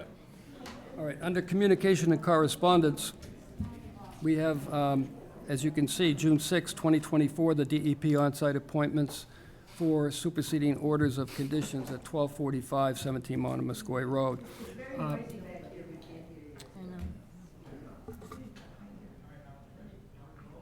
Keep in mind that when the DEP comes out, we cannot have a quorum of commissioners at that hearing. So if there are 3 commissioners that want to be there, Is it both We might properties wanna- you're talking about, or? Yeah, it's, Would there be different groups at different properties, or? it can, as long as it's Well, no excuse more me, I than didn't see the 3. 279. Yeah, Yeah, I as know- long I as know we you're don't not have gonna more be than 3. Okay. That way everybody can get a chance to Yeah. participate. And it was only, for 17 Monomoskoye Road, well, each one of these, there were only a limited number of commissioners that actually voted on each one of those, so. I wasn't at that That's- meeting, yeah, but I was going to attend the on-site just to represent the commission. Sure. If nobody else is going to go to that. Yeah, yeah. You know, I can't be there that day. you I can can't, go. Steve. I'm going to be traveling as well. You can't. Yeah. Sandy, you're not able to. I will be. I'll go. Are you going to be there? Yep, I'll go. Okay, so sixth? they'll just be, well, I don't know, Alex, what likely is it? Yeah. I can run away. Alex or Marjorie. Marjorie's. I'll shoot her an email and see what she says. Yeah, Same with just- Alex. Same with Alex. Or at least, they could put their comments in writing if they can't be there Sure, physically, and we can Sure. relay I that highly to them. doubt Alex will physically. Yeah, but she should probably put something in writing. She chaired that She meeting chaired with it. 17 I didn't vote Monomoskoye. on it, so. Yeah. Yeah, so you should definitely put something in writing. I'll reach out to her. Okay. And the same is true on 279, so Yes, exactly. Yeah. want to coordinate on that. You're not going to be available that day, No, you said, I'm out of Steve. state. Sarah, you're out that Correct. day. Yeah. Aaron, would you be going to 279 as well? Yeah, I can do both of those. All right, so we're both confirmed, so if we can get a third, great. If we can't, It's okay. just as good. Yeah, we should be good either way. Just so that we don't have 4 commissioners showing up, that would not be good. Yeah. I know we'll be there, so. Additional topics? Is there anyone that has anything to add? It's early in the night for us. Only that I'll schedule another subcommittee meeting, and anyone who has comments, once we reach a consensus on a date, it would be good to get Alex back at this point. And considering they're all remote, it should be easy enough for her to attend, hopefully. But once, just based on what you've discussed tonight, if you have any additional thoughts, this will probably be at least a week or two out to schedule our next meeting, just because it takes time to coordinate schedules, but we'll try to do it as quickly as we can. But in the meantime, if anyone has any comments to the subcommittee based on the discussion here tonight, get them to us as quickly as possible so we can take those into consideration. One of the things I would like to do in the next subcommittee meeting, whenever it does occur, and I would like all the members to be there, is to look at performance standards that we've drafted up to this point, which appear to have no issues. Right, yeah. Let's just check them off. Yeah, absolutely. Not that we wouldn't come back and revisit them after legal counsel. Right, Just to expedite our work and say, okay, we're there. Yes, yeah. Because I know there is an interest from legal counsel to get this thing moving. Yeah. And does everyone agree with that process? Because I wanted to make sure that, when the whole goal is to achieve a final draft, right, through the subcommittee and then through subsequent approval with the Concom. And then the next step, once a final draft is arrived at, is town council, before we go to public comment. It's the same process we did for 12, Same process we've 130, done. and I all just of them. want to Yeah, make everyone absolutely. aware that that is the process we've always done for Process. all our regulations. It's final draft, consensus, legal counsel, public meeting, which is a hearing, just like any other hearing on an agenda, and then the final hearing is promulgation, and that's the process. Okay. Anything else? Make a motion to adjourn. Thank you, Steve. Second. Thank you, Aaron. That one usually comes. Oh. No new updates. No new updates. Sorry. They're still collecting data for the next planning and permitting phase. Just yesterday, a neighbor asked me what's happening. I said, I don't know. Yeah. That's the update, more data collection. Yeah. Thank you for staying. Yeah, there hasn't been any motion on that. All right, so the motion is made and seconded. Yep. Any discussion on that? Steve, your vote? Yes. Sarah? Yes. Sandy? Yes. Aaron? Yes. Vote yes as well. So we're adjourned. Not even 9 yet. Woo!